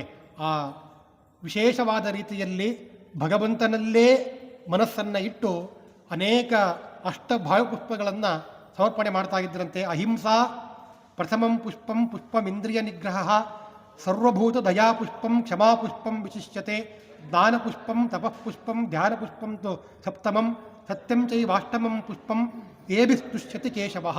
ಹೀಗೆ 8 ಪುಷ್ಪಗಳನ್ನು ಭಗವಂತನಿಗೆ ಅರ್ಪಣೆ ಮಾಡಿ ಭಗವಂತನ ಪೂಜೆಯನ್ನು ಮಾಡಿದರು ಅಂಥೇಳಿ ಅನೇಕ ವಿಧವಾಗಿರ್ತಕ್ಕಂಥ ಅವರ ಆನ್ಹಿಕ ಪದ್ಧತಿ ಹೇಗಿತ್ತು ಅನ್ನೋದನ್ನು ಅವರು ಮಾಡುವ ಒಂದು ಆ ದಿನಚರಿಯಿಂದಲೇ ನಾವು ಹೇಗೆ ನಾವು ದಿನಚರಿಯನ್ನು ನಾವು ಮಾಡಬೇಕು ಅಂತನ್ನೋದನ್ನು, ನಮ್ಮ ಜೀವನದಲ್ಲಿ ನಾವು ಹೇಗೆ ಕೃತ್ಯವನ್ನು ಇಟ್ಕೊಳ್ಬೇಕು, ಹೇಗೆ ಬಾಳಬೇಕು ಅಂತನ್ನೋದನ್ನು ಭಗವಂತ ಹೇಗೆ ಮರ್ತ್ಯಾವತಾರ ಮರ್ತ್ಯ ಶಿಕ್ಷಣ ಎಂಬುದಾಗಿ ತೋರಿಸಿದ್ದಾನೆ, ಹಾಗೆ ಆಚಾರ್ಯರು ಕೂಡ ತಮ್ಮ ಶಿಷ್ಯರ ಮೂಲಕ ಎಲ್ಲ ಇಡೀ ಜನಾಂಗಕ್ಕೆ ತಿಳಿಸಿಕೊಟ್ಟಿದ್ದಾರೆ. ಇಂತಹ ಆಚಾರ್ಯರ ವಿಶೇಷ ಮಧ್ವ ನವರಾತ್ರೋತ್ಸವ ಪ್ರಯುಕ್ತವಾಗಿ ಏನು ಈ ಪುಷ್ಪವನ್ನು ಭಗವಂತನ 9 ವಿಧವಾಗಿರ್ತಕ್ಕಂತಹ ವಿಷಯಗಳಿಂದ ಕೂಡಿದ ನವವಿಧ ಪುಷ್ಪದ ಸಮರ್ಪಣೆಯನ್ನು ಏನು ಇಲ್ಲಿ ಹಮ್ಮಿಕೊಂಡಿದ್ದಾರೆ. ಆ ಒಂದು ಪುಷ್ಪದಲ್ಲಿ ನಂದೂ ಒಂದು 7ನೇ ಪುಷ್ಪ. ಈ ಪುಷ್ಪವನ್ನು ಆ ಮಾಲೆಯಲ್ಲಿ ಪೋಣಿಸಿ ಭಗವಂತನಿಗೆ ಆ ಮಧ್ವನವಮಿ ದಿನ ಸಮರ್ಪಣೆ ಮಾಡಲು ನಾನು ಭಗವಂತನಲ್ಲಿ ಪ್ರಾರ್ಥನೆ ಮಾಡ್ತೇನೆ ಮತ್ತು ಗುರುಹಿರಿಯಲ್ಲಿ ಪ್ರಾರ್ಥನೆ ಮಾಡ್ತಾ, ಇವತ್ತಿನ ನನ್ನ ಒಂದು ಏನು ದಿನಚರಿಯ ವರ್ಣನೆ ಎಂಬತಕ್ಕಂಥ ಪುಷ್ಪ ಇದೆ, ಈ ಪುಷ್ಪದ ಒಂದು ಸಮರ್ಪಣೆಯನ್ನು ಭಗವಂತನಲ್ಲಿ ಸಮರ್ಪಣೆ ಮಾಡ್ತಾ ಇದ್ದೇನೆ. ಶ್ರೀ ಶ್ಯಾಮಸುಂದರ ದಾಸ ಗುರುವಂತರ್ಗತ, ಶ್ರೀ ಜಗನ್ನಾಥ ದಾಸ ಗುರುವಂತರ್ಗತ, ಶ್ರೀ ರಾಘವೇಂದ್ರ ತೀರ್ಥ ಗುರುವಂತರ್ಗತ, ವನಸ್ಥ ಆಂಜನೇಯಾತ್ಮಕ ಭಾರತೀಯ ಮುಖ್ಯ ಪ್ರಾಣಾಂತರ್ಗತ ಸೀತಾಪತಿ ಶ್ರೀಮೂಲಚಂದ್ರ ಅಭಿನ್ನನಾಗಿರ್ತಕ್ಕಂತಹ ಶ್ರೀಭೂವರಾಹಾತ್ಮಕ ಪದ್ಮಾವತಿ ಸಮೇತ ಶ್ರೀ ಲಕ್ಷ್ಮೀ ವೆಂಕಟೇಶ್ವರ ದೇವರಲ್ಲಿ ಸಮರ್ಪಣೆ ಮಾಡ್ತಾ ಇದ್ದೇನೆ. ಶ್ರೀಕೃಷ್ಣ ಅರ್ಪಣ.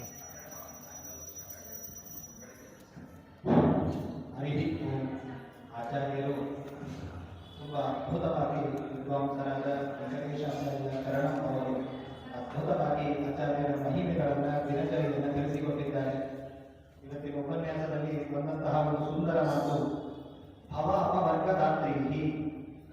ಆಚಾರ್ಯರ ಮಹಿಮೆಯನ್ನು ಆಚಾರ್ಯರು ಆನ್ಹೀಕಕ್ಕೆ ಕುಳಿತುಕೊಂಡರು, ಆಚಾರ್ಯರು ಐಕಲೆಯ ಭಾಷೆಯನ್ನು ಪಾಠ ಮಾಡಿದರು, ಆಚಾರ್ಯರು ಒಂದು ನದಿಯನ್ನು ದಾಟಿದ್ರು, ಈ ಮಹಿಮೆಯನ್ನು ತೋರಿಸಿದ್ರು, ಆ ಮಹಿಮೆಯನ್ನು ತೋರಿಸಿದ್ರು ಅಂತ ಕೇಳಿದರೆ, ಭವ ಅಪವರ್ಗದಾತ್ರಿ, ಸಂಸಾರವೇ ನಮಗೆ ನಾಶ ಆಗುತ್ತೆ, ಇನ್ನೊಂದ್ಸತಿ ನಮ್ಮ ಸಂಸಾರ ಬರಲ್ಲ ಅಂತ ಒಂದು. ಭವ ಅನ್ನೋದಕ್ಕೆ ಸಂಸಾರ ಅಂತ ಹೇಗೆ ಅರ್ಥ ಇದೆಯೋ, ಭವ ಅನ್ನೋ ಶಬ್ದಕ್ಕೆ ಮಂಗಳ ಅಂತ ಅರ್ಥ ಇದೆ ಅಲ್ಲ.